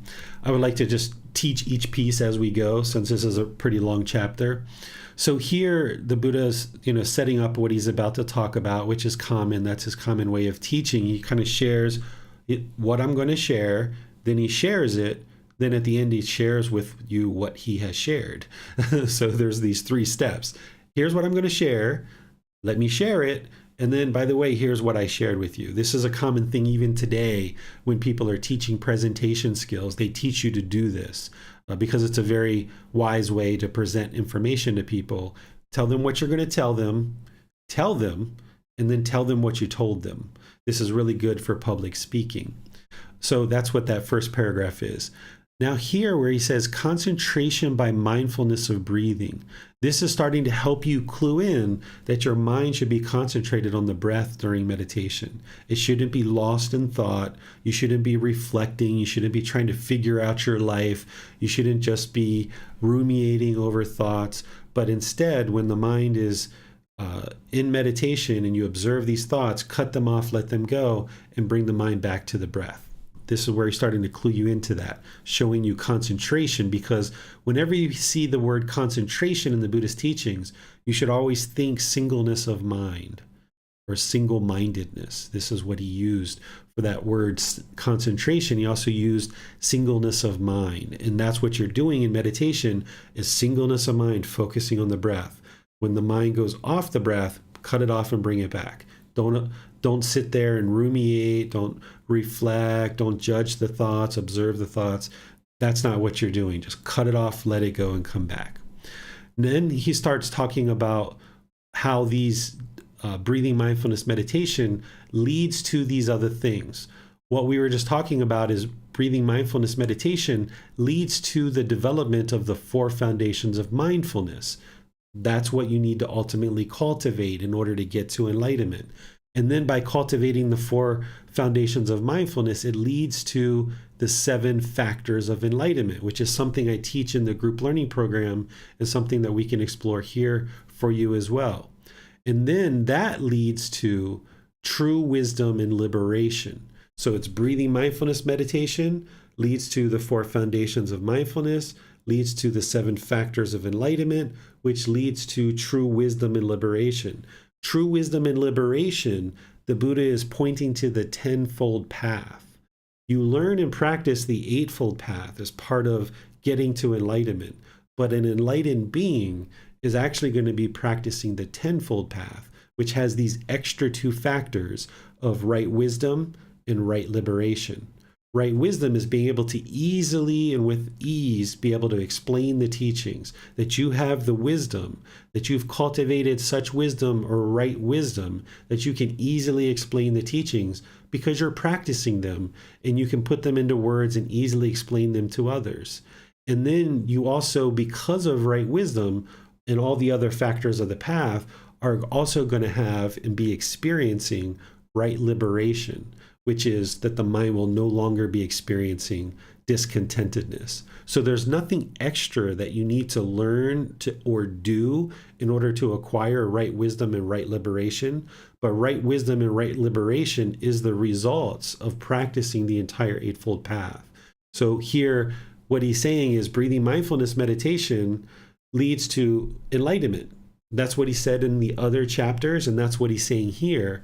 But he's also showing you this cause and effect of how breathing mindfulness meditation leads to the four foundations of mindfulness, leads to the seven factors of enlightenment, leads to right wisdom and right liberation, which is enlightenment itself. So the Buddha is really known for doing that cause and effect, cause and effect, cause and effect, or this condition leads to that condition. And then because of that condition, it leads to this condition. And there's these cause and effect, this causal relationship. So here, by understanding all of this, then you understand to practice breathing mindfulness meditation, but also be sure you're cultivating the 4 foundations of mindfulness, the 7 factors of enlightenment, and develop right wisdom and right liberation. All right, Bassam. Well, mindfulness of breathing fulfills the 4 foundations of mindfulness. How monks is concentration by mindfulness of breathing developed and cultivated so that it fulfills the 4 foundations of mindfulness. Here monks, a monk having gone to the forest, to the foot of a tree, or to an empty hut, sits down, having folded his legs crosswise, straightened his body, and set up mindfulness in front of him. Just mindful, he breathes in, mindful, he breathes out. Breathing in long, he knows I breathe in long, or breathing out long, he knows I breathe out long. Breathing in short. Yeah, yes. these are all the same ones. We'll just move right through all of those. And then he just repeats it again in this big statement. Yes, whenever a monk breathing in long, knows I breathe in long, or when breathing out long, knows I breathe out long. Should I read it, teacher? Just this last piece. So it's repeating all those same things that we already have explored, and then he adds this to the end. Yes, on that occasion, the monk resides reflecting on the body in the body, dedicated, clearly comprehending, mindful, having removed craving and displeasure in regard to the world. For what reason? I call this a certain kind of body, monks, that is breathing in and breathing out. Therefore, monks, on that occasion, the monk resides reflecting on the body in the body, dedicated, clearly comprehending, mindful, having removed craving and displeasure in regard to the world. Now there's the same thing being repeated, and now he's talking about this one. Yes. For what reason I call this a certain kind of feeling, monks? This is close attention to breathing in and breathing out. Therefore, monks, on that occasion, the monk resides reflecting on feeling and feelings, dedicated, clearly comprehending, mindful, having removed craving and displeasure in regard to the world. Okay. And now he's moving into the 3rd part of the 4 foundations of mindfulness. Yes, on that occasion, the monk resides reflecting on mind in mind, dedicated, clearly comprehending, mindful, having removed craving and displeasure in regard to the world. Okay. For what reason? I say, monks, that there is no development of concentration by mindfulness of breathing for one who is muddled and who lacks clear comprehension. Therefore, monks, on that occasion, the monk resides reflecting on mind in mind, dedicated, clearly comprehending, mindful, having removed craving and displeasure in regard to the world. Having seen with wisdom. Okay. Well. You can go there. So, having seen with wisdom what is abandoning of craving and displeasure, the monk is one who looks on closely with equanimity. Therefore, monks, the same repeating, pardon. Mm-hmm. Here he's talking about mental objects. So he's going into the 4th foundation of mindfulness. Yes, okay. So, having seen with wisdom what is abandoning of craving and displeasure, the monk is one who looks on closely with equanimity. Therefore, monks, on that occasion, the monk resides reflecting on mental objects, dedicated, clearly comprehending, mindful, having removed craving and displeasure in regard to the world. It is monks when concentration by mindfulness of breathing is developed and cultivated in this way that it fulfills the 4 foundations of mindfulness. Okay. Thank you, Bassam. So I was kind of jumping Bassam ahead just because it's a lot of text and it's a lot of repeat. The Buddha's teaching with repetition because he spoke in an oral tradition. There wasn't things written down, so he repeated things over and over to help people's minds grab onto it and be able to understand it. Because one of the things about an unenlightened mind is it lacks clear comprehension. It lacks the ability to have deep memory. So in an oral tradition, what you do is you repeat things over and over and over again, which is a teaching method and a teaching tool. And what he does here is he says the same thing over and over and over, but what he's explaining for each one of these is that essentially while you're meditating, that if there's any bodily sensations that arise, that you should be aware of those. And then you cut them off and let them go. Same thing, he talks next about the feelings in the mind. If there's any feelings, this is the second part of the 4 foundations of mindfulness. If those come up into the mind, then you cut them off and let them go. That's removing the craving and displeasure, right? And then there's the next one, which is mind in mind. This is the condition of the mind. So if you observe the condition of the mind is being negatively affected, then you cut that off and let that go in meditation, but also in daily life as well. And then the last one is the mental objects, which are things like sensual desire, complacency, ill will, and things like that. So these are the 4 foundations of mindfulness that you need to understand, and you need to start working with them skillfully. So if you're aware of these and you can see, aha, there's bodily sensations, cut that off and let it go. Oh, I missed it at the bodily sensations. Now it's feelings in the mind. Uh-oh, let me cut that off there and let that go. Oh, I didn't do that. I wasn't diligent. I wasn't active. I wasn't observing the mind. Look at this. I've been angry now for 3 hours or 3 days. There, you got to cut it off and let it go. The 4th one is the mental objects. If you notice that you're around a certain type of person and you have this mental object of ill will, maybe you have hatred, maybe you have racism, maybe there's certain ethnicities or certain types of people that you say they rub you the wrong way, but that's not true reality. What true reality is that your mind has this mental object that everybody who speaks this way or looks that way or has this color of skin or does things in this way, your mind is holding on to this mental object of ill will towards that person. So you've got to let that go, that you can't allow the mind to have any mental objects related to anything. So that's what the Buddha is saying, is cultivate this and be aware of it as part of your meditation, but immediately cut it off and let it go in your meditation and outside of meditation. All right, the next one, Bassam.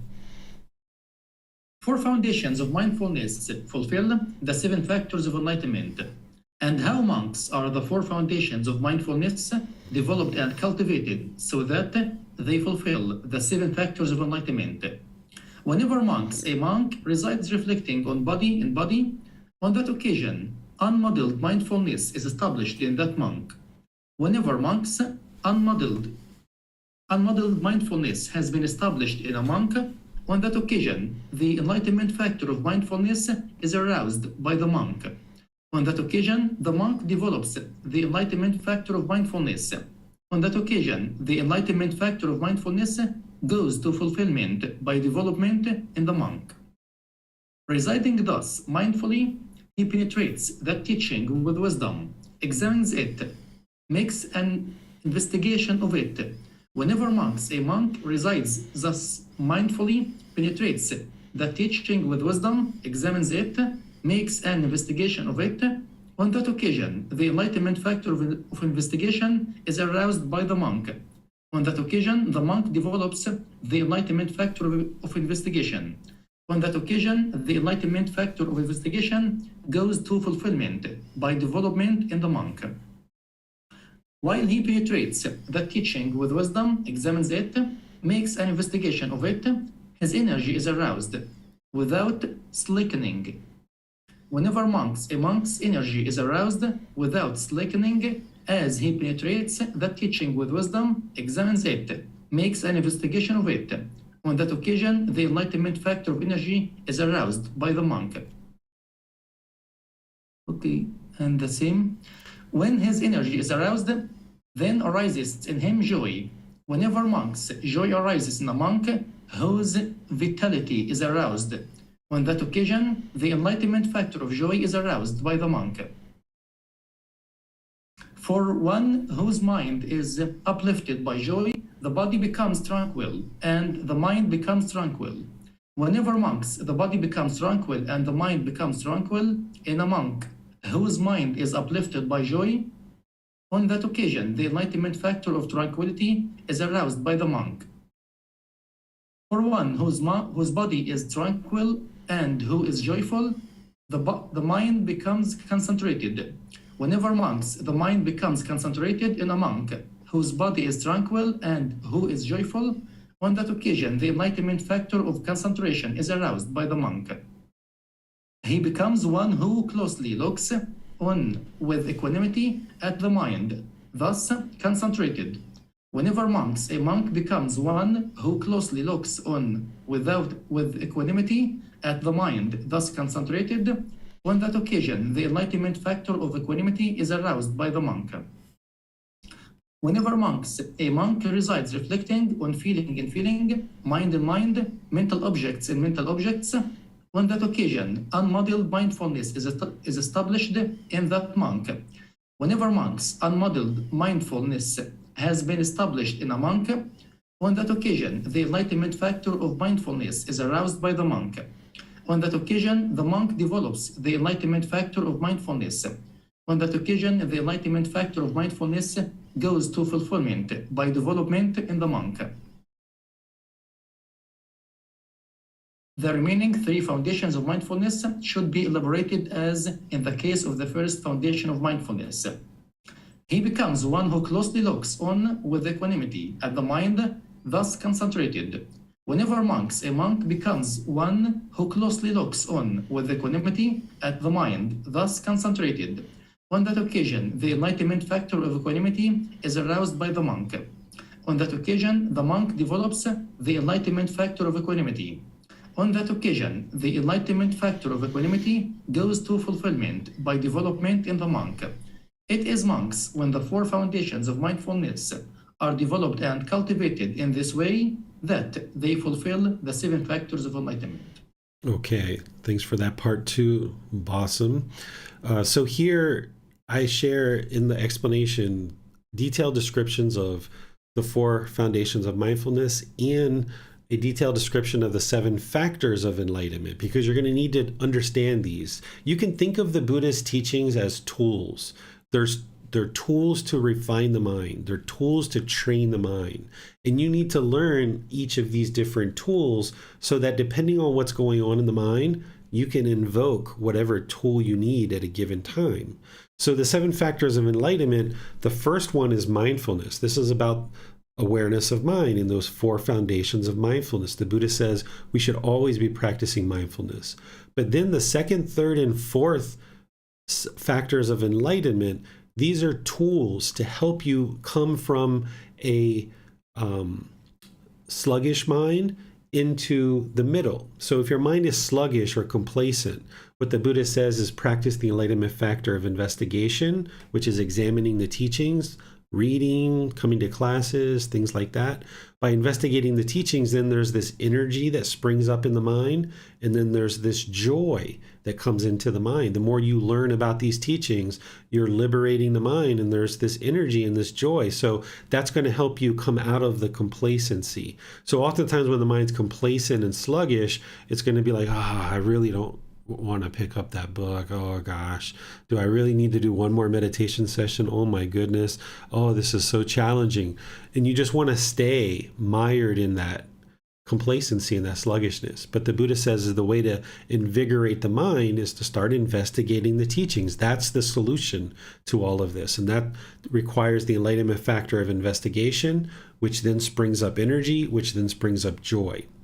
But then he talks about these other three factors of enlightenment, that when the mind is excited or elated, he says, practice the enlightenment factor of tranquility, of concentration, and equanimity. This is what calms the mind down and pulls it down so that it can now come into the middle. So you have to have mindfulness to know, is my mind complacent and sluggish today? Is it excited and elated? And depending on what's going on in the mind, you're going to then practice the opposites of those. That's what the 7 factors of enlightenment are. Some people mistakenly think that these are to determine if you are enlightened. An enlightened being is actually going to be practicing all 7 factors, but they're actually going to be practicing other things as well besides the 7 factors of enlightenment. But all the way up until enlightenment, what you do is you use these 7 factors of enlightenment as tools, always practicing mindfulness all the time, and then using the enlightenment factors of investigation, energy, and joy to bring the mind out of the sluggish, complacent state, and then using the enlightenment factors of tranquility, concentration, and equanimity to bring it down out of a excited, elated state into the middle. And then the more the mind gets used to staying in the middle, it kind of wears out this groove, and it more and more regularly resides in this groove. And when the mind comes out of the groove of the middle, with mindfulness, you catch it sooner and sooner, and you're able to bring it back. So if you observe the mind going to the excited state, you catch it and bring it back. You catch it and bring it back. Same thing when you observe the mind going to a sluggish, complacent state, you catch it and bring it back, catch it and bring it back. And more you wear out this groove where the mind's constantly residing in the middle, and then that groove gets deeper and deeper where it then won't bounce out, because it'll stay permanently in the middle, which is the enlightened mind. All right, now we'll go to this next part. 7 factors of enlightenment fulfill true wisdom and liberation. How monks are the 7 factors of enlightenment developed and cultivated so that they fulfill true wisdom and liberation? Here, a monk develops the enlightenment factor of mindfulness, which is based upon seclusion, freedom from strong feelings, and elimination, maturing in release. He develops the enlightenment factor of investigation, which is based upon seclusion, freedom from strong feelings, and elimination, maturing in release. He develops the enlightenment factor of energy. He develops the enlightenment factor of joy. He develops the enlightenment factor of tranquility, concentration, equanimity. It is, monks, when the 7 factors of enlightenment are developed and cultivated in this way, that they fulfill true wisdom and liberation. Okay, so that's what I was just talking about, is that as you practice these 7 factors of enlightenment, when you observe the mind is in this excited state, you pull it back, or when it's in this sluggish, complacent state, you pull it back. If you allow the mind to dwell in the complacency or in the sluggishness, if you allow the mind to dwell in this excited, elated state, then that's where it's going to get used to being in those states. So whenever you observe the mind is discontent and it's dwelling even for a couple of minutes or a couple of seconds, you got to be diligent to bring it to the middle and bring it to the middle and bring it to the middle. And sometimes you might be sitting around for 2 hours, 3 hours, a day or 2 or 3, observing how the mind is either complacent and sluggish or excited and elated. And when you catch it and you realize it, oh my goodness, bring it back to the middle. And more, it won't go out of the middle.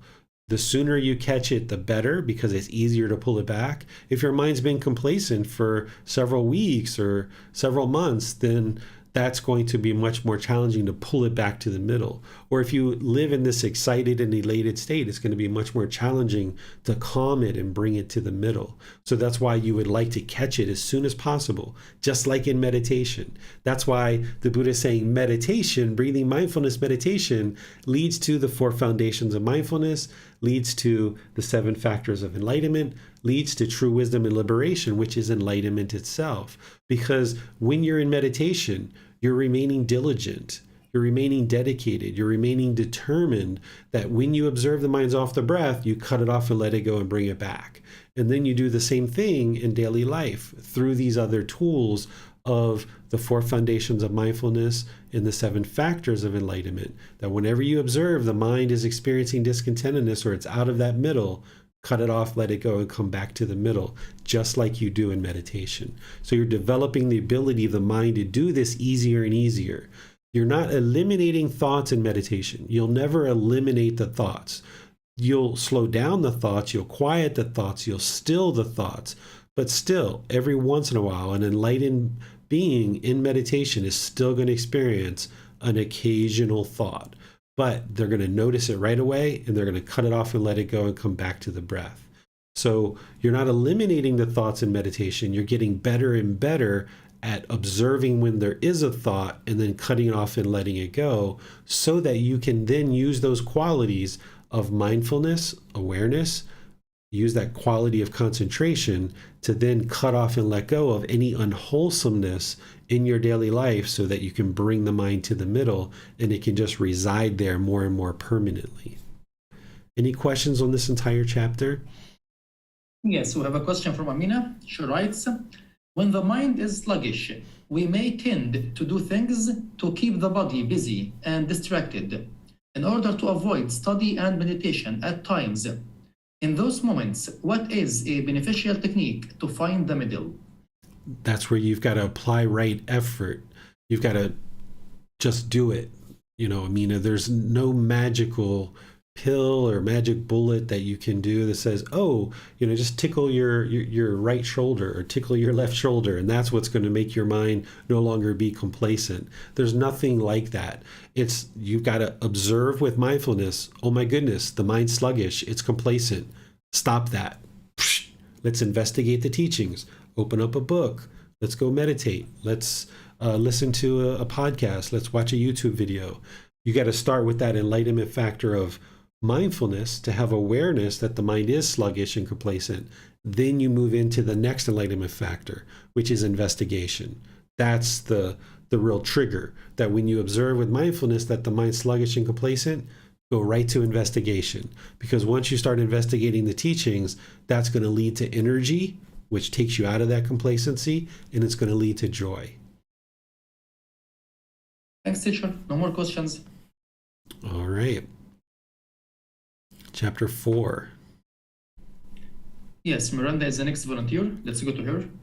Let me just pause for one moment, because I'm just looking at the time, and I know that this is just a different discourse of the same essential topic. I would just like to see if this has anything that we really need to be reading and discussing.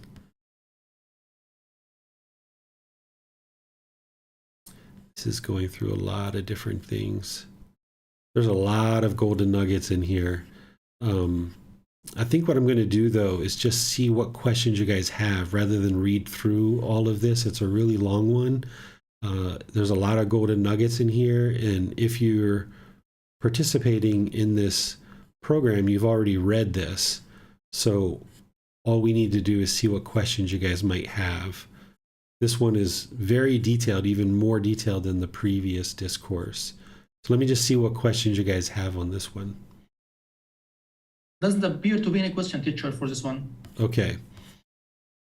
If there's any questions that you guys have that come up, for those of you guys that are watching this on the replay, feel free to post those in the Facebook group or reach out for personal guidance. All right, number 5. Well, reflecting on the body as a body. And how, monks, does a monk reside reflecting on the body as a body? Here, a monk gone to the forest or to the foot of a tree or to an empty hut sits down, having folded his legs crosswise, set his body erect, and established mindfulness in front of him. Ever mindful, he breathes in, mindful, he breathes out. Breathing in long, breathing in short. He trains thus, I shall breathe in, experiencing the whole body. He trains thus, I shall breathe out, experiencing the whole body. Breathing in, calming the bodily sensations. Breathing out, calming the bodily sensations. Just as a skilled turner or his apprentice, then making a long turn, understands, I make a long turn. Or when making a short turn, understands, I make a short turn. So too, breathing in long, a monk understands, I breathe in long. He trains thus, I shall breathe out, calming the bodily sensations.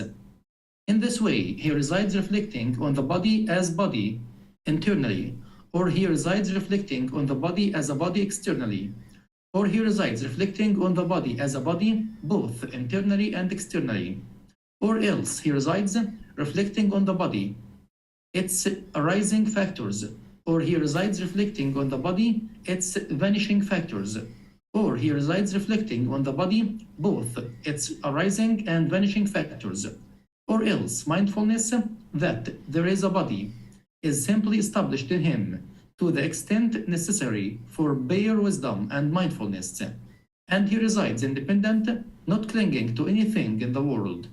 That is how a monk resides, reflecting on the body as a body. Okay, this particular discourse is really focusing in on the parts of breathing mindfulness meditation and the guidance that the Buddha gives about how to develop the awareness of bodily sensations. And that's what he's really getting to here. He uses this analogy of an apprentice, a skilled turner. If you've ever done work like woodwork, a lathe, we call a lathe, where it's constantly spinning and you take a metal implement and kind of cut out the wood. That's what a skilled turner is. And he's saying just like a skilled turner or his apprentice understands how this piece of wood is turning either long or short, he's saying that a monk should understand, or a student should understand, when you're breathing in long or you're breathing out long, or you're breathing in short or you're breathing out short. And as you're doing that, then you're calming the bodily sensations. So as you observe bodily sensations arising during meditation, you're calming those, you're cutting it off and letting it go, coming back to the breath, knowing whether you're focused on a short breath or a long breath. Just observe the breath. That's the anchor point. That's your post or pillar that you're always going to bring the mind back to. No matter what you're experiencing in meditation, for breathing mindfulness meditation, if the mind is ever off the breath, if it's bodily sensations, if it's feelings, if it's certain condition of the mind or mental objects are in there, wherever you observe the mind's off the breath, just cut it off, let it go, and come back to the breath. Very, very simple, very, very straightforward. Any questions here? No question, teacher. All right. Go to chapter 6. Yes, and let's go to Miranda. Mindfulness of the body. Here a monk, gone to the forest or to the foot of a tree or to an empty hut, sits down, having folded his legs crosswise, set his body erect, and established mindfulness in front of him. Ever mindful he breathes in, mindful he breathes out. Breathing in long, he understands, I breathe in long, or breathing out long, he understands, I breathe out long. Breathing in short, he understands, I breathe in short, or breathing out short, he understands, I breathe out short. He trains thus, I shall breathe in, experiencing the whole body. He trains thus, I shall breathe out, experiencing the whole body. He trains thus, I shall breathe in, calming the bodily sensations. He trains thus, I shall breathe out, calming the bodily sensations. As he resides, thus diligent, dedicated, and determined, his memories and thoughts based on the household life are abandoned. With their abandoning, his mind becomes steadied internally, quieted, brought to singleness, and concentrated. That is how a monk develops mindfulness of the body. Thank you, Miranda. So here, this first part is parts that we've already explored as part of the Buddha's teachings that we've been discussing in this class so far in previous chapters. It's really this last paragraph where the Buddha's giving us something new that we haven't seen so far in the previous paragraphs. Here he's saying, being diligent, dedicated, and determined, let go of the memories and thoughts of the past is essentially what it is, because he's talking here to ordained practitioners who have left the household life. And he's essentially saying, leave that behind you. So if you're a household practitioner, you would like to leave behind anything that's happened in the past. If you've been married and divorced, if you've had relationships that haven't worked out the way you would have liked, or if you're had jobs that didn't work out, or a certain living arrangement, or anything like this, what you should do is just let that go, leave it in the past. You're always going to know that, yeah, I was in this relationship, or yes, I had this job, But the things that we experienced in those situations, we don't need to hold on to it and cling to it. Instead, we can abandon it, which is what the Buddha's saying here, is essentially with diligence, dedication, and determination, let go, cut off those thoughts of the past because it's in the past. Whatever happened, whether it was pleasurable or whether it was painful, it's only going to come into the mind now and cause either pleasant feelings or painful feelings. No need to allow that to happen. So if you had a really, really good life in the past with certain wealth and certain experiences, and now you no longer have that, like the Buddha, when he was a member of the royal family and then he became homeless, he had to let go of that royal life and realizing that's not who he is anymore, that he is, in fact, an individual who doesn't have wealth, and he had to let that go. But if he allowed his mind to dwell in those pleasant feelings of all that wealth, then he would be discontent in the present moment. And likewise, if you had very painful things happen to you in the past and you allow those to come into the mind now, it's going to create painful feelings now. So here the Buddha is explaining as part of meditation to allow the mind, through abandoning those things of the past, to then become steadied internally, quieted, right? This is what I talked about in terms of you can't eliminate the thoughts, but you quiet the thoughts, you quiet the mind, you still the mind. That's what that concentration is all about. And then bringing it to singleness. This is where you know to always focus on the breath. This is why you shouldn't be counting. You shouldn't be labeling the thoughts. You shouldn't be observing the thoughts. You shouldn't be judging the thoughts. You shouldn't be trying to figure out all these problems that are happening in your life. That's not what you're doing in meditation. Outside of meditation, you can do those things, but in breathing mindfulness meditation, you're bringing it to singleness, to the breath. And that's where the mind then becomes concentrated. And then you can use that concentration in daily life.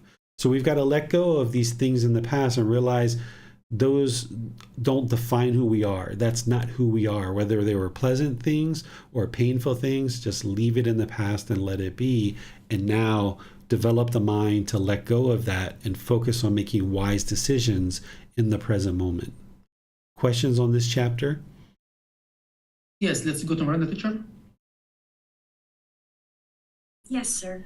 On Facebook, Paul Richard has a couple of questions. The first, Venerable Teacher, what is meant by cultivating? Are we cultivating this in our volitional formations, choices, decisions? No, you're not cultivating this in your choices or decisions. What cultivation means, it means develop or development. The Pali word, since I know you're familiar with Pali, is bhavana. That's what cultivation or development. You're developing and cultivating the mind. You're training the mind. You are refining the mind, right? But yes, you have to make decisions. Your choices and decisions, your volitional formations have to be in the direction of cultivation of your mind.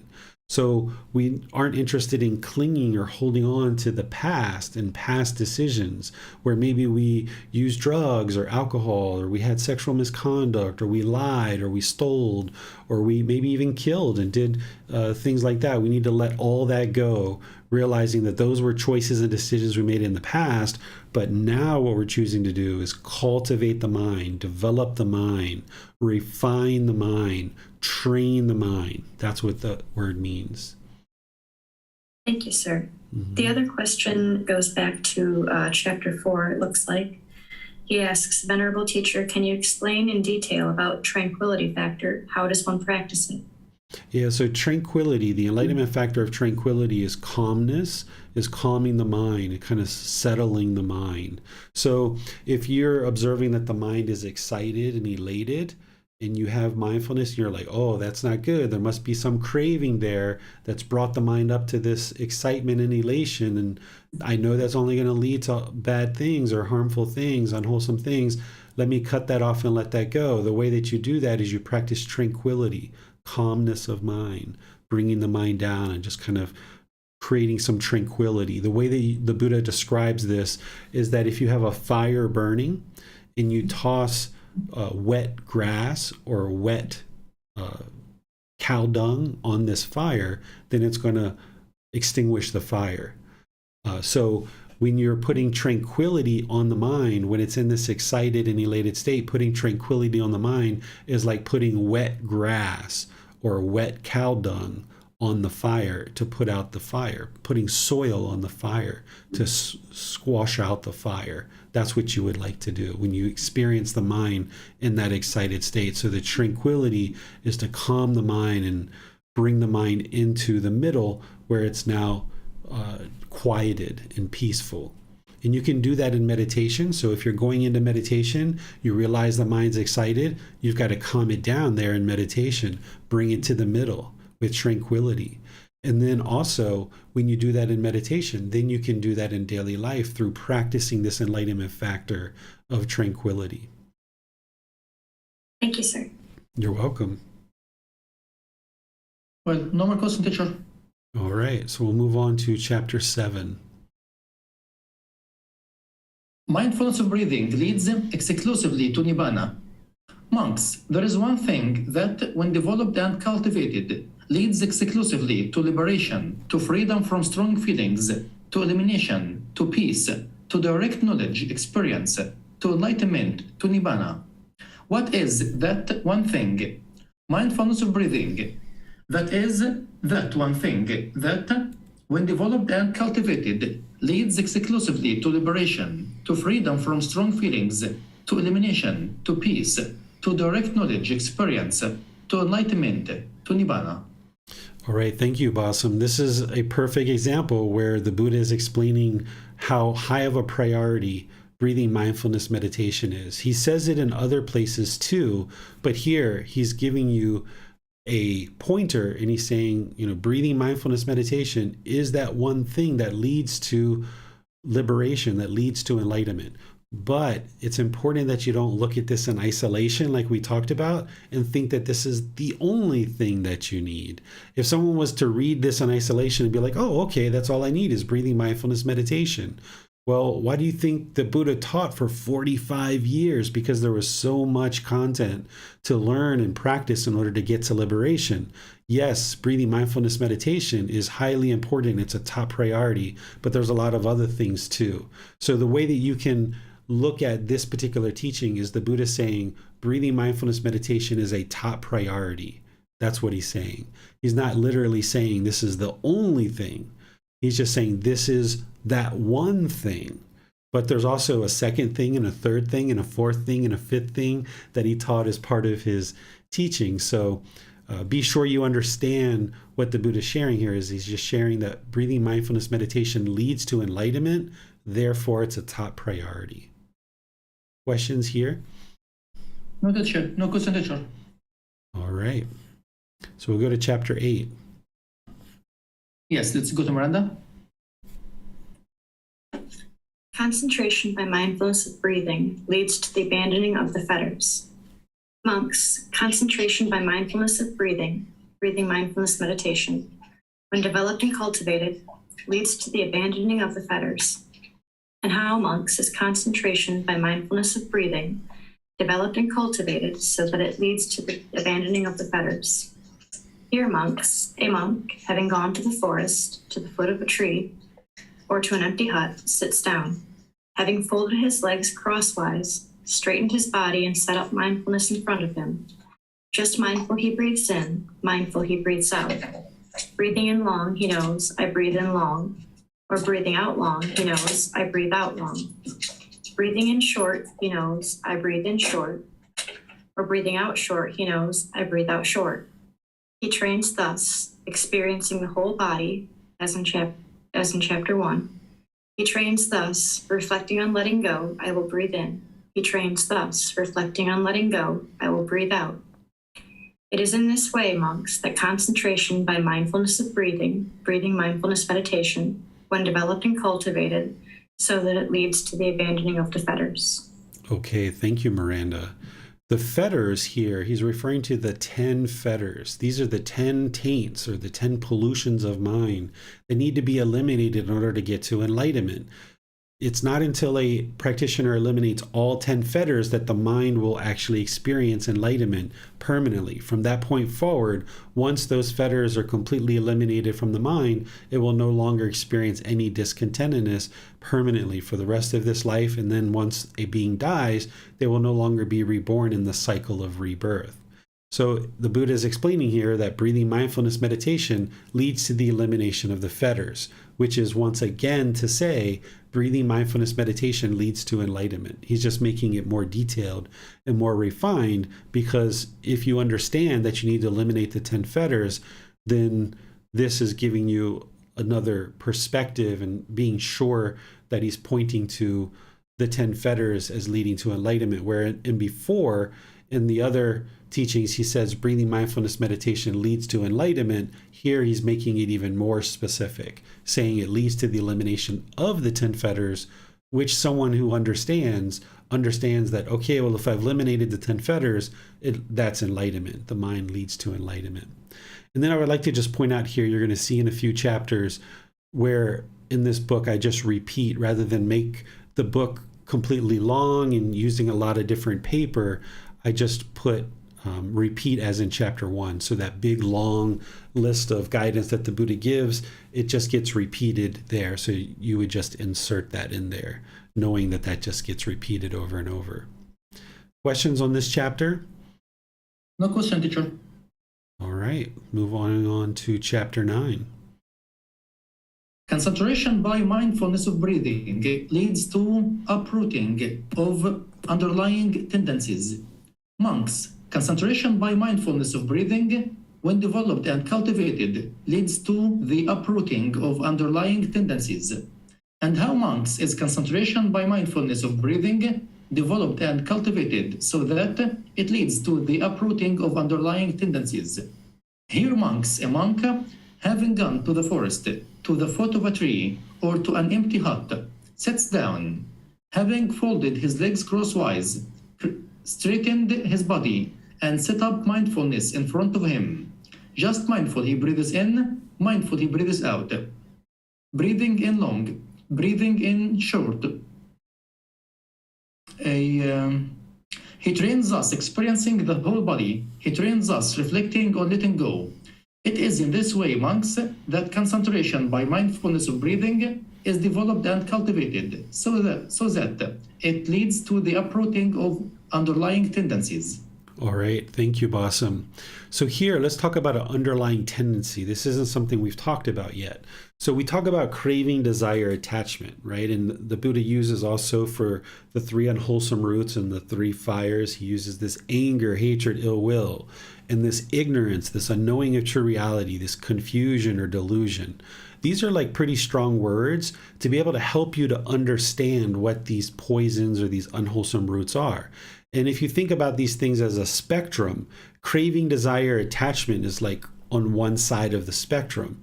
But then there's these underlying tendencies, which are still craving, desire, attachments, but they're just kind of like really light ones. So if you have the habit of, like, say you always have a habit of scratching your face, like just scratching your face and scratching your face. Or if you've ever seen someone that always kind of throws their hair over and just always kind of has this underlying tendency just to always kind of like touch their hair and move it in a certain place.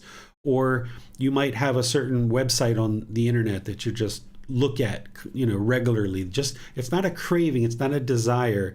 If something comes into the mind or somebody attracts your attention, you're not going to have this rip-roaring discontentedness if this thing doesn't get fulfilled. But there's like this little underlying tendency that has just this little residual craving, this little residual desire. And what the Buddha is saying is you need to eliminate those too. You can't have this situation where you're just constantly fixing the hair and fixing the hair, fixing the hair. There's this underlying tendency, almost this obsessive nature about us.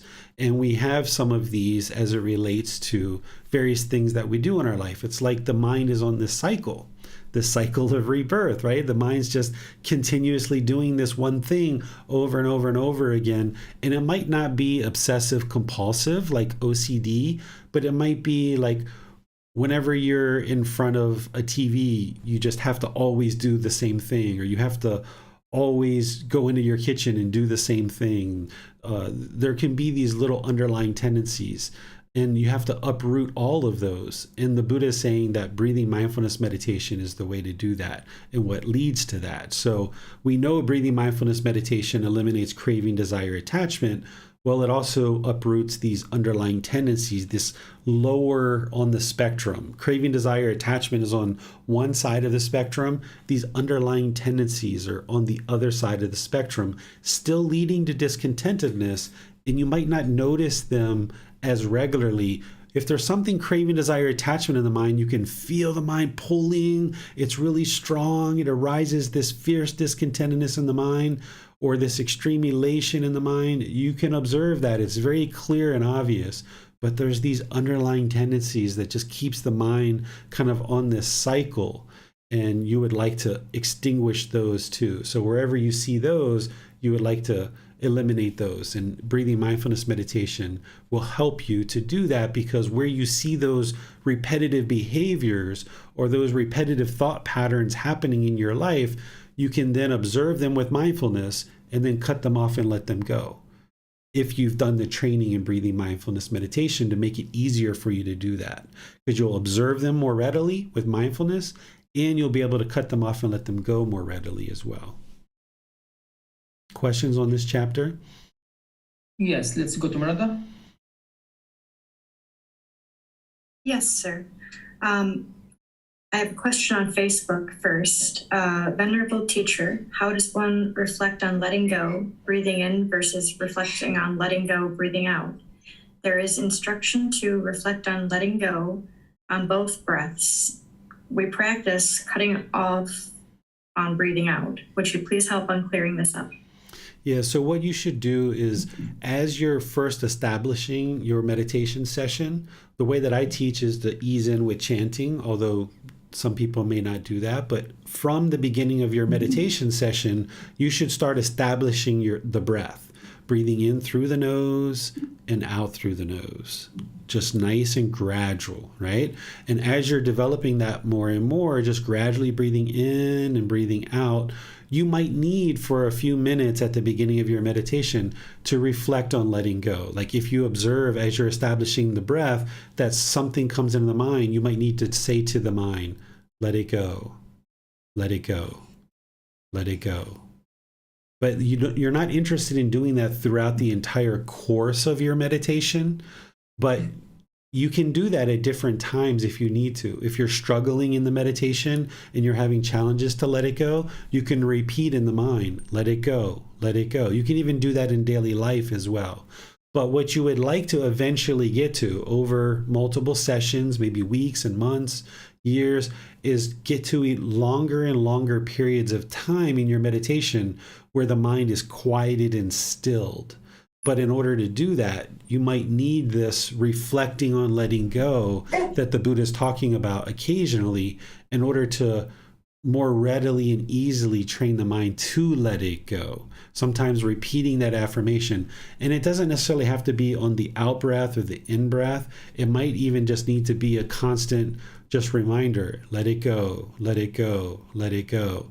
But then once you observe that the mind has let it go, just go back to focusing on the breath and only the breath, and then get a nice elongated period of time, maybe 5 minutes, 10 minutes, however long. And then if something else comes into the mind, if you need to use the let it go, do that.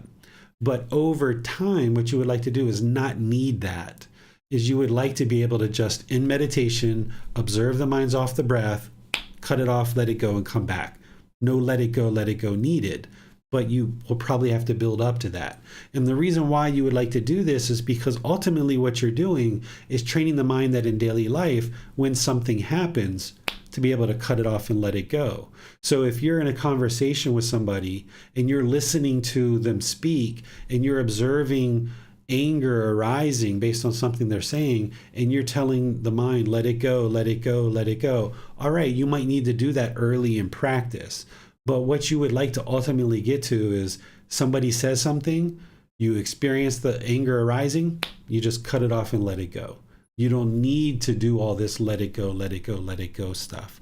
But you might need that in meditation and outside of meditation as you're working with this and getting more skillful with it. But eventually you would like all that to fade away, that the mind can just do it. It just responds to the situation. Rather than react with anger and hostility, you just respond with, cut that off. And then you can just smile. And you don't have to tell the mind, let it go, let it go. Oh, please let it go. Don't come up, anger. Don't come up. No, don't do that. Oh, why is it coming? Right? So just be aware that you might need that for a period of time. Use it for as long as you need, but you would like to get to the point where you aren't reliant on that, and the mind can just do it as a natural response, as first nature, whenever you observe discontentedness arising. Thank you, sir. Also, with reading this, it seems like, is it very common then for a practitioner, as they develop their breathing mindfulness meditation and develop their mindfulness in day-to-day life, they start noticing more and more of these underlying tendencies?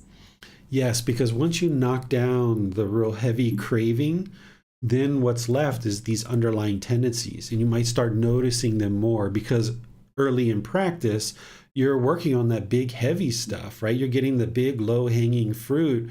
You're knocking out some of these big major craving, desire, attachments.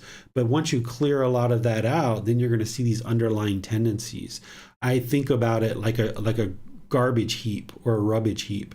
You're clearing off the top of the garbage, and oh my goodness, there's still more garbage. You're clearing off the top of the garbage. Oh my goodness, there's still more garbage. And you keep cleaning and cleaning and cleaning, and you get all the way down to where it's just solid ground, and there's just nice earthy material, and there's no garbage whatsoever, and the mind is just solid and stable. So these underlying tendencies, you're going to see them more and more as you get down through some of the bigger, heavier cravings. You're going to see some of these little tiny things.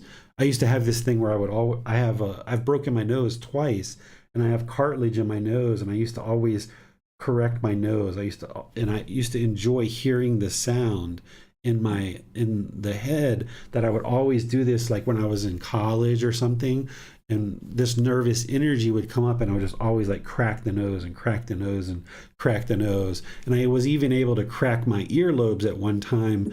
The cartilage in my earlobes, I used to reach up and pull it and pull it and pull it. It was just this obsessive underlying tendency. But nowadays I don't do that anymore, but you have to train the mind to not do that. So when you feel the urge to pull on that ear, you got to, nope, I'm not going to do that. I'm going to cut that off and let it go. Or if you see any other underlying tendencies, maybe some people have like a pen, and they're like constantly shaking their pen, or they're tapping their pen on the table. This is an underlying tendency. It's not really like on the spectrum of craving, desire, attachment. It's not over there. It still is a craving, desire, attachment, but it's a lesser version. It's this underlying tendency, and it's tapping this pen. This is an overactive mind. This is the restless mind. The mind is overactive and attentive, or overactive and obsessive about this. So now, because the mind is overactive, it's coming through the body, and you're observing it in a bodily action. But where that's coming from is it's actually coming from the mind. So you have to do the work inside the mind to stop that restlessness in the mind, calm the activity, and that's what'll calm the tapping of the pen. And another example of that is like bobbing the knee. If you see somebody, or if you've ever done this, where you've bobbed your knee, you just sit in one spot and you just tap, tap, tap, tap, tap, tap, tap, and you bob your knee up and down. This is because of the restless mind, the overactive mind. So you've got to train the mind and get rid of that underlying tendency, and that'll calm the body. And that's what the Buddha was talking about in this previous chapter, where he was saying breathing mindfulness meditation leads to tranquility. And with tranquility of mind, then the body is tranquil. When the mind is tranquil, the body is tranquil. So if you see that you're tapping your finger or tapping a pen or bobbing your knee, this is because your mind's overactive. And if you train the mind with breathing mindfulness meditation to cut that off and let it go, then you'll see the body will become tranquil. It won't have this overactivity in the body because the mind is calm. So therefore the body will be calm. Thank you, sir. You're welcome. Well, no more question, teacher. All right, the last chapter for today, chapter 10. Yes, let's go to Miranda. Concentration by mindfulness of breathing leads to the full understanding of the path. Monks, concentration by mindfulness of breathing mindfulness meditation, when developed and cultivated, leads to the full understanding of the path. And how, monks, is concentration by mindfulness of breathing developed and cultivated so that it leads to the full understanding of the path. Here, monks, a monk having gone to the forest, to the foot of a tree, or to an empty hut, sits down. Having folded his legs crosswise, straightened his body, and set up mindfulness in front of him, just mindful he breathes in, mindful he breathes out. Breathing in long, he knows, I breathe in long, or breathing out long, he knows, I breathe out long. Breathing in short, he knows, I breathe in short, or breathing out short, he knows, I breathe out short. He trains thus, experiencing the whole body, repeated as in chapter 1. He trains thus, reflecting on letting go, I will breathe in. He trains thus, reflecting on letting go, I will breathe out. It is in this way, monks, that concentration by mindfulness of breathing mindfulness meditation, is developed and cultivated so that it leads to the full understanding of the path. All right. Thank you, Miranda. So here, if you read this chapter in the explanation that I provided, you'll see where I discuss how practicing meditation, you're actually practicing the entire Eightfold Path all at one time. The Eightfold Path in daily life is right view, right intention, right speech, right action, right livelihood, right effort, right mindfulness, and right concentration. And you learn those factors of the path really, really deeply, and you need to remember and retain the understanding of what each one of those steps are and how to practice each one of those so that you can practice them in daily life. Well, once you do that, if you then start reflecting on your meditation and look at what you're doing in meditation, is you're actually practicing all 8 factors of the path all at one time.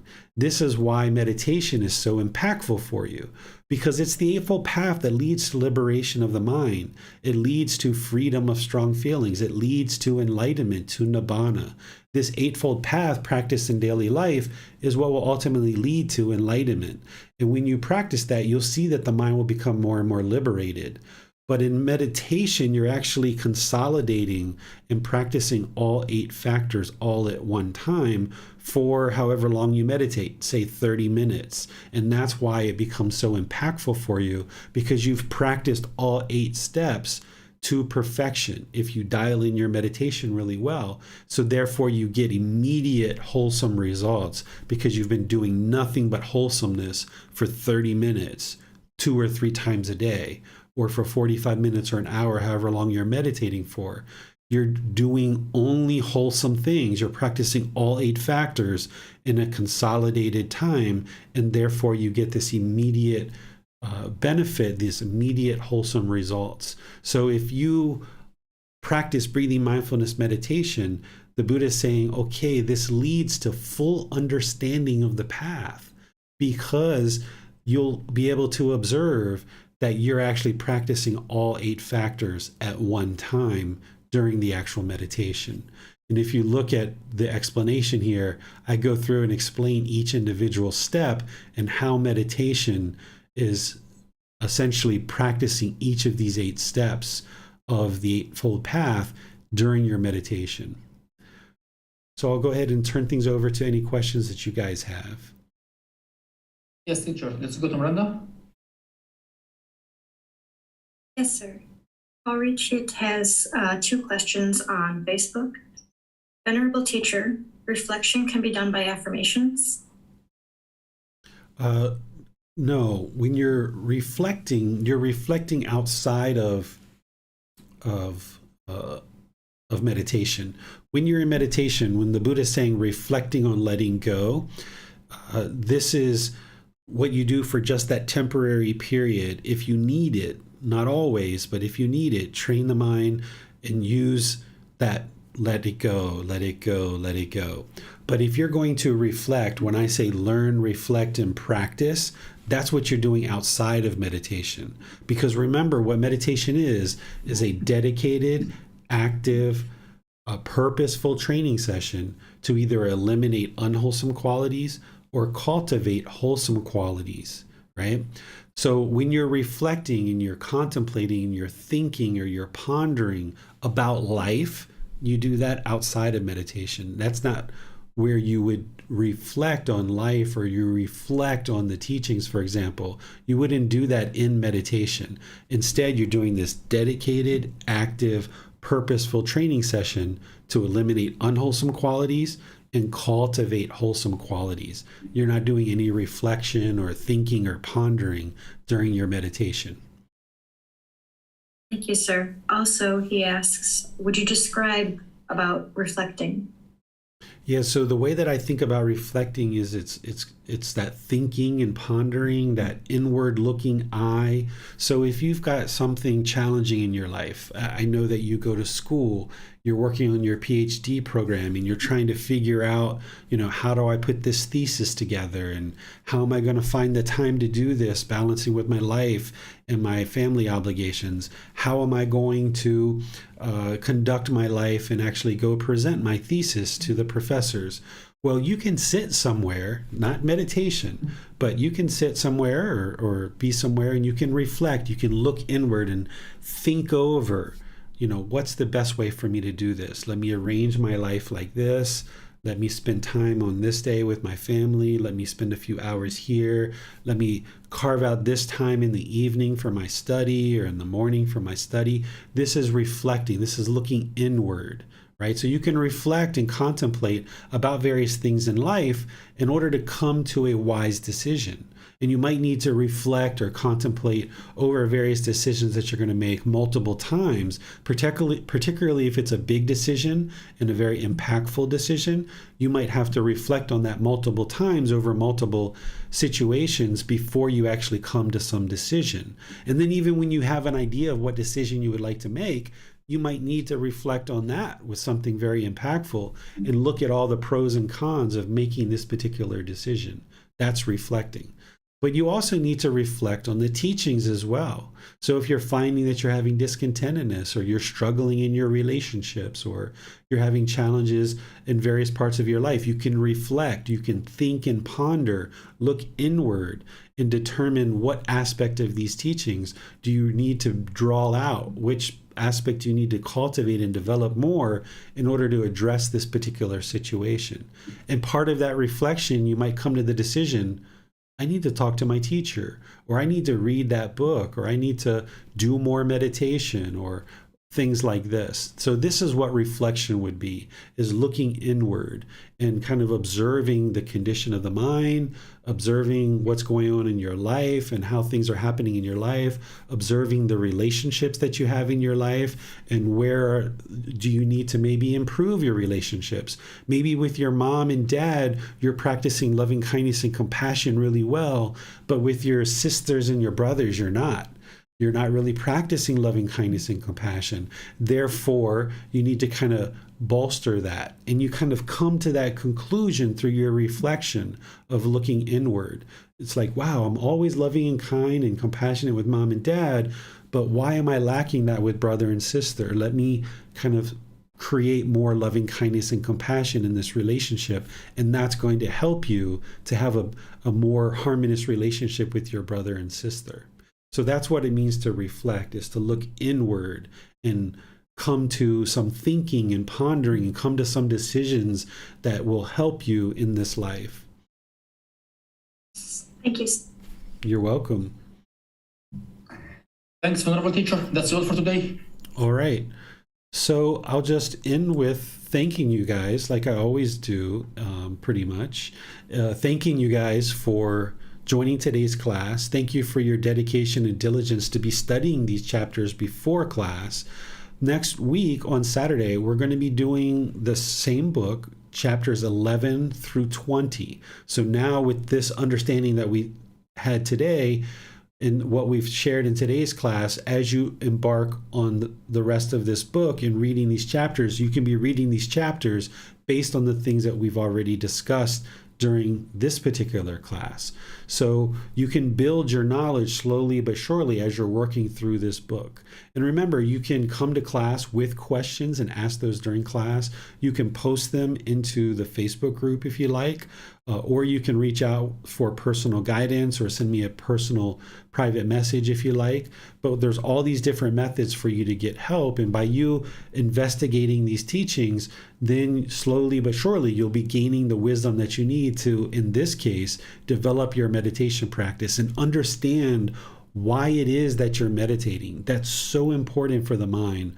Oftentimes we overlook that. We look at the technique and we look at the mechanics of meditating, and we don't necessarily look at the why. Why are we meditating? What should we be looking to accomplish? And how does this relate to our daily practice? That's what the Buddha's words are giving you, is showing you all those connections, not just focus on the technique. If you notice, he spends very little time, if any, talking about the technique. He's like, cross your legs, have an upper body that's erect, and start focusing on the breath. But most of what is being shared in his discourses is connecting why you're doing breathing mindfulness meditation and how it connects to all the other teachings. And that's what you're going to glean out of this book. So thank you all for your dedication to studying this. Tomorrow in the group learning program, we're going to be in chapter 23, which is titled Symbolism of the Teachings, Reminders Through Imagery. We're going to be talking about the different images and how these symbols were used during the lifetime of the Buddha to remind people of the teachings, and then helping you to understand that so that when you look at painting or artworks or go to temples and you see architecture, you'll understand how the meaning of the teachings is actually embedded into various symbols. And then when you see those symbols, it will help you to remember and recall the teachings, thus deepening your practice. And then on Wednesday, we're going to be doing a refresh of breathing mindfulness meditation. I normally teach that as a 4-part series, but we're going to be spending some time doing meditation together, yes, but also refreshing your memory about what breathing mindfulness meditation is and how we're actually doing it within the group learning program. So I'll see you guys either next Saturday, perhaps on Sunday or Wednesday. And in the meantime, have a very lovely rest of your day. We'll see you next time. Sawadee krap.